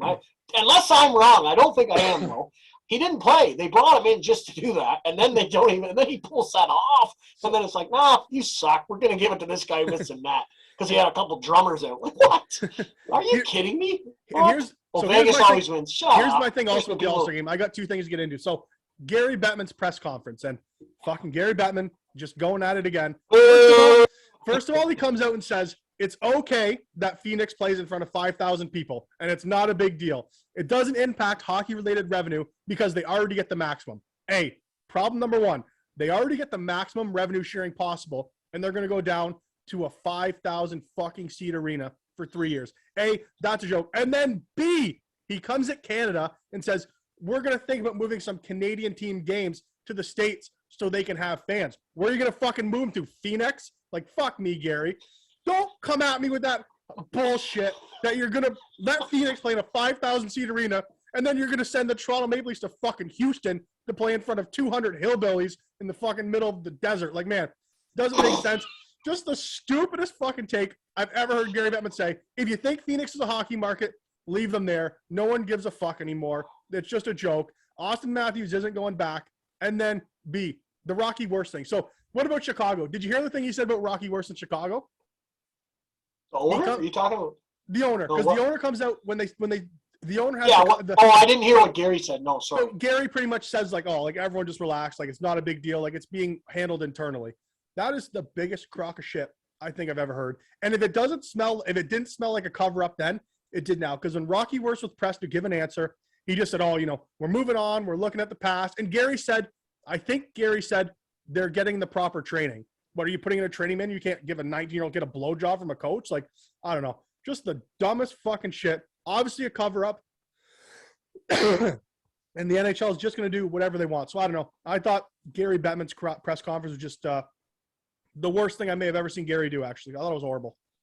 There has to be something that whoever – is there an owner of Phoenix right now, or whoever owns it or whatever runs it? They have to have something on Gary. Like, they got nude photos with him or something, because how can you possibly plan? They're like, well, they're going to have plans to go to another arena in, 4 years? That's like, if it happens? Mm-hmm. Like, 5,000. Just think, guys. Belleville holds 4,500. You could probably get 5,000 people in there if you packed with. You could definitely get 5,000 people in there. Belleville may be a better team by the end of the year too. Like, they're going to trade if you packed the standing room. Is what I'm trying to say. Like, everyone go to Arizona.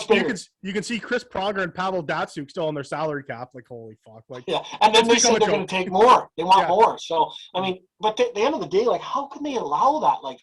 Well, it's only for a couple of years. They said minimum 3 to 4, did they not? And that's if it all goes well. And then what? Well, and then they're like, well, look at how Vegas, they're sold out in the desert. But it's a whole different market. Yeah. It's a whole different market, right? It's like saying the Toronto to Ottawa market. Like, I know the Ottawa market's not even close to Toronto. Well, they're in Ontario. Yeah, but it still isn't the same.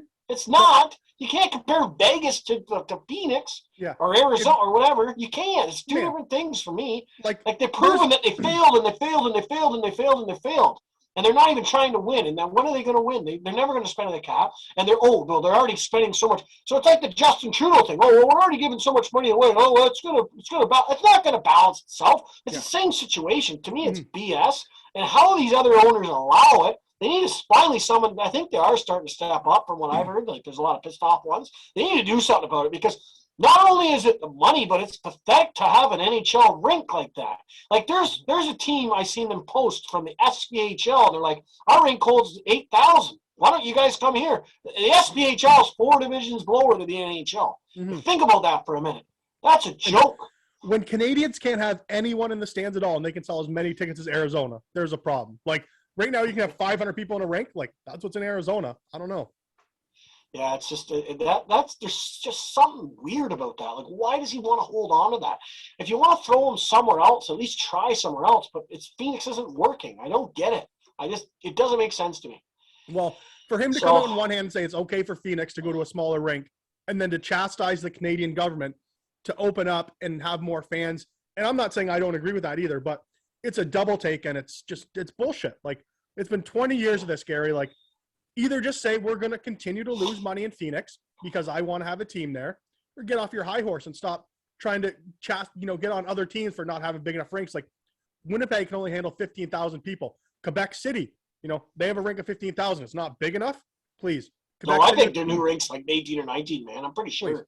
Man, when you have markets that would certainly do better than Phoenix and you keep keeping them there and feeding us the same bullshit answers, it's just garbage. I'm just over it. And the Rocky Worst thing made me so mad too. Like just his comments and how nothing happens about that. Like that's one of the biggest bullshit things that have ever happened in sports. Like you're in a position of power over a kid, you sexually assault him. Not only do the Blackhawks not reprimand him, the guy goes on to start coaching at high schools and college and does it to like minors. So, I mean, the worst possible look for the NHL to have in that instance, and they do nothing about it. It's just ridiculous to me. It's just a farce, and I don't know how to handle it. Like it's so far past the point of ridiculous now that you're not going to get a straight answer from Gary. He's just going to toe the line all the time. Yeah, no, I don't really want to comment on that too much, but it's definitely a tough situation, and it wasn't handled properly, no doubt about it. So yeah, for sure. What else you want to talk about, bud? What did we have next? Well, I'm sure there's tons of things you want to talk about here. I know I have to pull them up. I can't remember what they were. And just some of the things that happened in Vegas, like Machine Gun Kelly was horrible. That they had like a magic guy do a trick where like they cracked the sticks open and it said all the same sticks. Like that was the dumbest magic trick I've ever seen in my goddamn life. Like I've seen Howard Wolowitz on The Big Bang Theory pull off better magic tricks than that. Like that was so dumb. I can't believe they wasted 5 minutes of my life trying to show me this magic trick. Like I've seen a guy on a cruise ship do better magic tricks in a goddamn storm on the sea where he's fucking like going back and forth like this. Do funnier things than that. Like I don't know. That was pretty. That was just weird for me. What else you got, Broeky? Your buddy Kane. How's your buddy Kane doing? Not Patrick Kane, the other Kane.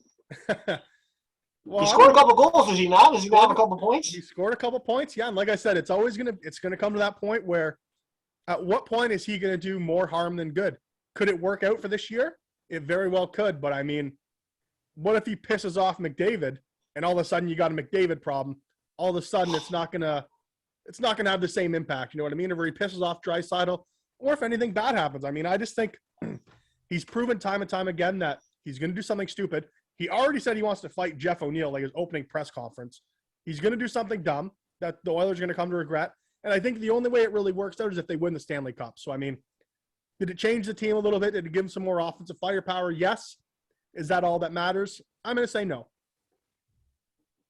Yeah, it's going to be interesting to see how he does down the stretch. He's going to put up some numbers, but I don't know. I'm still torn on it. I know like some of the players have actually stuck up for him and whatnot, but I don't know. We'll see how it does. I mean, the problem with them is the goaltending and their depth, right? So I don't see them as a favorite this year, and I don't see them going. They might win around if they're lucky, but I don't see them going past that. I would much. This is gonna be funny, but I would bet on the Leafs to go farther this year than Edmonton. So And I'm not a Leafs fan at all. You guys know that. So a couple other teams I just wanted to ask about. This team, actually, I won some money against them. I think that was one of the bets I was sending you, $120 or something. But hey, but listen to this bet. I took your team, Phoenix, right, to beat the Avalanche. The Avalanche had won was it 15 or 20 or something. Did you pick the under on attendance too, or is that how you parlayed it? I took the under though, but not on attendance. But no, because this is the thing. It was in Colorado, and I'm pretty sure Colorado was at a record where they'd won 20. 20 might be high, but it was some crazy amount of. I think there were 19 in a row. Yeah. Mm-hmm. Yeah, so I'm they gotta lose sometime, and I hit it. They had it. I think Phoenix tied it up and won in overtime or something. But I was pretty pumped just because to bet against the odds like that. So, but just to say that Colorado's had an awesome run, or obviously had an awesome run there, and they're doing really well this year. What's your take on a team like them this year? On Colorado, they got what it takes, or Colorado. Colorado would be my pick for the Stanley Cup champion. Yeah, I think Colorado needs to go out and find a goalie at the trade deadline, and they need to sell whatever it takes from the future to get that goalie. I don't know who the guy is, but they need to go out and find a bona fide number one starter somewhere, because it is go time for this team right now. You got McKinnon, you got Kadri down the middle having the best year of his career. That's the other thing I want to get to is Kadri, man. You got Rantanen, you got Landeskog, like Makar on the back end. Makar is one of the best defensemen in the NHL right now, bar none. He may be the best. Skill-wise, he's got to be, right? Skill-wise, he's so fast. He puts up so many points. Man, that team is just filled with difference makers. And if I'm Joe Sakic, I would go out and sell my soul for a goaltender. And apparently, Kadri's unrestricted free agent after. He's unrestricted, year, right? Yeah. So we'll see what he signs for. He's going to get a big deal. You know what? I think he's going to be a huge guy. If he can play playoffs and not get suspended, I'm telling you, this guy's got a shot to win the Conn Smythe. That's how. That's the style of play. I'm not saying he's going to. I'm just saying if he can stay, because he's laying it up. I think he's on pace for 108 points or something. Yeah, something he's crazy so good, that, man. right? Mm-hmm. And he always had that. It's just that Toronto. He just, the media beat that off it, and it's tough to play there. But that's a loss for that trade. What'd you guys get for him? Who's Tyson Barrie and Kerfoot. Oh, was it Kerfoot too? That's right. So. Well, Kerfoot's like a dead weight. Man, I don't know. Kerfoot's put up some good numbers. It's I don't know. I think the trade would be better if it was just Barrie for Kadri and you didn't even have Kerfoot. That's how little I think of Kerfoot. And you lost Barrie, didn't you? Didn't you just sign him? Yeah, Barrie left as a free agent, and he was horrible. That's the worst trade Kyle Dubas has ever made, hands down. He didn't have to make it. He made it, I'm a firm believer that Kadri only does those things in the playoffs because they have no other pushback at that point, and Kadri's the only guy. Remember back in the day, Kadri's the guy fighting Joe Thornton off the face-off, not because he should be fighting Joe Thornton. It's because he was the toughest guy on the team. Kadri was literally their only pushback. So when something happens, he feels he needs to cross that line because, let's face it, Kadri's a skilled guy. He's going to put up over 100 points. He's not a fighter. He just plays gritty, right? So, yeah. I think those are the players that are good in playoffs. The ones I think Dubas put him in that spot where Kadri had to go over the line because he knew he'd definitely get his ass kicked in the fight, and they had no other options. He needed to do something, and he's not the guy to do that, and he never should have been. And Dubas put him in that spot, I feel like. I really do believe that. Yeah, for sure. So we'll see. The other team is the Rangers. How crazy is that? They were talking about they did they got a lot of bounces, but rebuild and it ended up being just a retool, and they got all these first overall picks or whatever, and they're just doing unreal right now. What do you think about them? You think you try and pick up a couple players at the deadline, or just keep playing through this? Absolutely, man. I firmly believe if the Rangers think they have a goalie. And I can't think of his name. I can't think of the Rangers goalie's name off the top of my head, but he's got some of the best numbers in the NHL right now. He borderline might be the best goalie in the NHL. If you've got a hot goalie and you've got a team like the Rangers, like Kreider's playing out of this world, you got Zibanejad, you got Fox on defense. Hell yeah, take a run for it, add some guys, and see what happens. I got no issue with that at all. Yeah, so it's just it's cool to watch to see how fast they turn it around. But I think they've already got the young pieces. What do you need draft picks for? You got Kako there, you got Lafreniere there. he hasn't. He's not doing what they thought, but he's still. It's not you need a crazy amount for the future right now. You got young guys still developing in that system. Yeah, for sure. So, yeah. And then the other thing was Montreal. What do you think they're going to do? They're just what could you do there? They spent to the cap, I believe, too. They are insane. Pretty much they're completely capped out. And I think anyone not nailed down, it's time to go. Jeff Petrie's going to be gone. if there's any value left for Brendan Gallagher, I'd ship Gallagher out. I would trade. Problem is, he's got a big contract. Doesn't he make like 6.5 or something like that? He makes 6.5. Yeah. So I mean, Yeah. I don't know. I know you're a big Gallagher guy. I wouldn't even been. I wouldn't. Well, for be 6.5 though, man, that's the same thing as the Hyman, right? It's kind of the same Yeah. type of. What's Hyman making? Is it right around that, isn't it? I think it's right around that, like 5.5 or Like, 6. Yeah. Again, like they got to be producing and they got to be there. And I think there could be a value there, but for that many years and you don't know how long It's he's the going to be and term. how healthy, And- that's tough, right? Yeah. For $3 million, you might jump on it, but I think Gallagher's in a couple of years. Gallagher's going to be a horrible contract. Like he's a small guy. He's had some injuries, and let's face it, he's not going to be the same guy in a few years, and he's going to be a dead weight. So if you can get anything now, I'd flip him right now. yeah, definitely a tough situation for sure. Mhm. He was awesome last year though, but we'll see what they do with that, and then the whole price situation and Weber, and I mean, I think for them, it's going to take them a while. I think they have to get worse, and they're going to be bad for the next couple of years before they do anything, to be honest. I don't They're see in a that quick situation turnaround. where they were bad 3 years ago, and no one was really predicting Montreal to make the playoffs last year. I don't think. Like they kind of go on. No, they shouldn't have. If- They only had one more win than Ottawa. Montreal was rebuilding last year. They just kind of had a luck. They had a break, and Well, everything Carey they're good. Price. So it's Carey Price. anything not nailed down is going to go. And I think Jeff Petrie, Ben Sherratt. I'm curious to see where Petrie's going to go. I wonder if the Leafs are going to be in on that Petrie deal. He's a right shot defenseman. He hasn't played very well this year, but I mean, he fits a need. Would you jump on him if you're Dubas? Oh yeah, for the right price, I would. What's for he sure. make, by the way? Like, could they fit him in He's with at the cap, 6. or how He's would at that work? 6. He's at 6. Yeah. So how would that work? They'd have to. Well, there needs to be shuffle some some, right? retention, and there needs to be someone going back the other way. Yeah. Wait, would you be interested in that guy if you're Dubas? Yeah, I would. I'd explore the option for sure. I doubt he's going to end up being the guy because he's got so much term left. I think he's got 3 years left on his deal at 6.5. So it would have to be something like, I don't know what it could even be, man. Like you'd have to ship out Kerfoot and Mrazek to make it work. And at that point, is it really worth it? Probably not.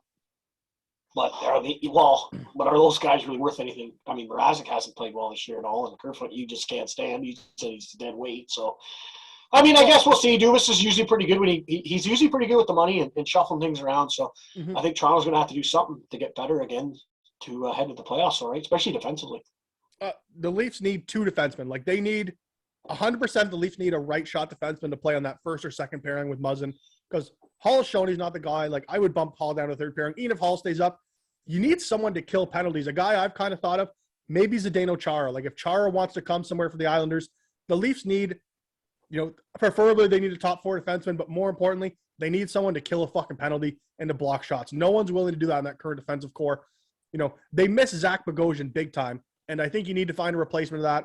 Someone that can block shots, put a little intimidation in the opposing team. So I don't know if Chara's available. I'd be circling around Chara for sure for playoff time. I think, not the same guy he once was, but maybe just the guy they need.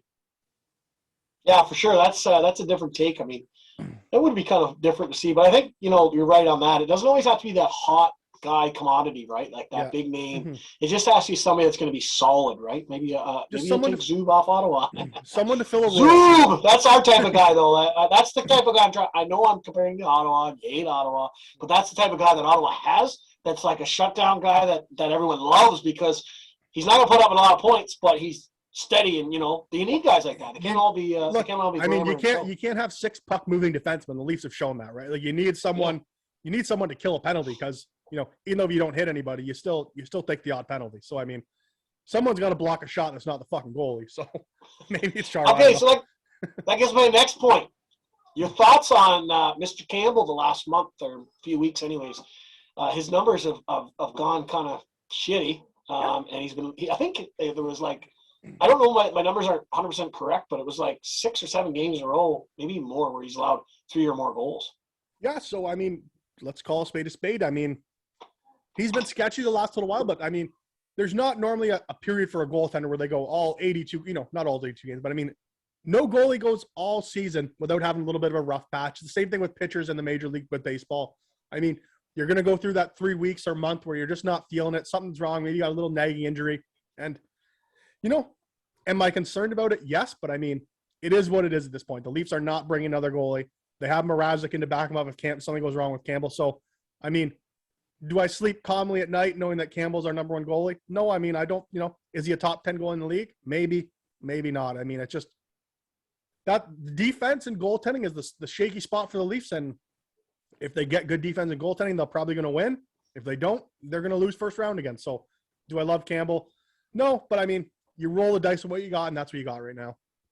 Well, the funny thing is Freddie Anderson's had such a good year, right? So I seen that one photo at the All-Star game with it was Freddie, Campbell, and Did you Matthews. See, before they went to like their first commercial, they showed the goalies like lining up. So there's like 10 goalies there, and they go to commercial. They just show Campbell first, and then Anderson second. They just like bypass all the 8 goalies in the middle, and then they go to commercial. Yeah, so it's like, what are you going to talk about on commercial? Oh, the Leafs goaltending controversy. Like this little plant in the NHL. I saw that. Yeah. Oh, I didn't even notice that. No, I don't know if I saw that or not, but no. I think it's good the Leafs have, at least Mrazek to if something goes wrong with Campbell or something gets dicey.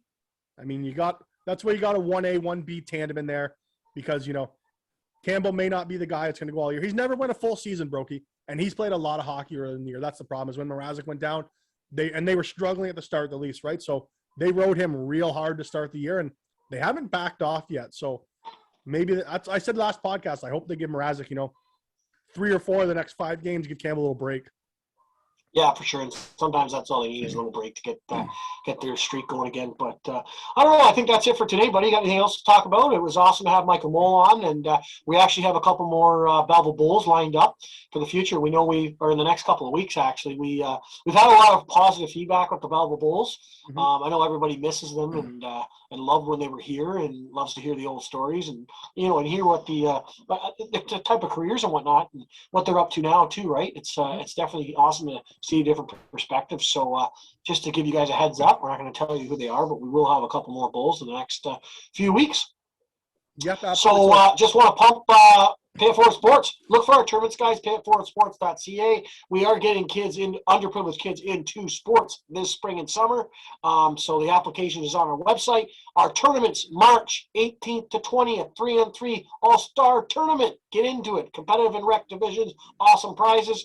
Kings of 4-on-4 tournament, April 8th to 10th. Get into it. The winning team of that tournament is going to get the entire team and go to Las Vegas. Now, if you're like, my wife won't let me go to Las Vegas, or I don't want to go to Las Vegas, no problem. You guys can go wherever you want. You'll get a credit with Live For Today Travel. So you can take it and go wherever you want, guys. Doesn't have to be Las Vegas. Yep. We just like to promote that one. Or you can get a team sponsorship as well for next year. And one thing I've been kind of fielding some question on about Pay It Forward Sports, Broeky, is so Pay It Forward Sports, we are a business. So what we do is a portion of everything we make, we donate directly into the Pay It Forward Sports Fund. And that fund goes 100% to local kids who can't afford to play sports. We want to get those kids into sports. But also, on top of that, any money we make from the business side, we do sponsor multiple kids teams, multiple players. These kids don't need financial assistance, but we do it to keep the cost of sports down. And we also sponsor a couple adult teams as well, not from the Pay It Forward Sports Fund, just from our general business ledger. And we want everyone to play sports. I mean, it's something we grew up doing, and we believe in the benefits of it. So kids, adults, it doesn't matter. We just want to help, people play sports in this community, Broeky. And to go on with that, we have done a couple of partnerships with some teams, adult teams, but it could be teen teams. I guess they have to be a certain age, but where maybe you help us with our tournaments if we need some help, some golf help, right? And we might be able to have some money set aside for your team. So you won't necessarily be paid, but we're going to pay you your team. We're going to help sponsor your team for that. So if anybody's interested and they have any, some teams that maybe they want to earn some more money and get their costs down or whatever the case it is, or they want to go away or whatever it is, then we can help with that. So Pay It Forward Sports, if you're looking for help for all different types, we're there. Like we said, we have our fund and we also use our business money as well. So for that, I think that's all for today. I got one thing. I got one more thing, Broeky. We are running a contest for the Super Bowl as well. So if you didn't catch it off the start, BOOclub Sports, we're running a contest for the Super Bowl. Pick the right score of the game, final score, and we will send you $100 cash. One winner for the contest. You have to be 19 plus to enter. So all you have to do, subscribe to BOOclub Sports on YouTube. In the comment section of this video, we're going to put a separate post for it. Go in and just say, hey, I think the Rams are going to win, 24-21. Pick who the last 2 touchdown scores for each team are going to be. If you predict the score, $100 will be in your account next day. Easy as that. No entry to come in. All you have to do is subscribe and like BOOclub Sports on YouTube. Subscribe to us on YouTube, guys. Get into that contest. 100 beans. Just think you could throw a $100 bet down. You might win 10 grand. Who knows? And all of a sudden you started from nothing. Now you got $10,000. But I just got one more thing. My name is Broeky, and I'm in the Boo Club.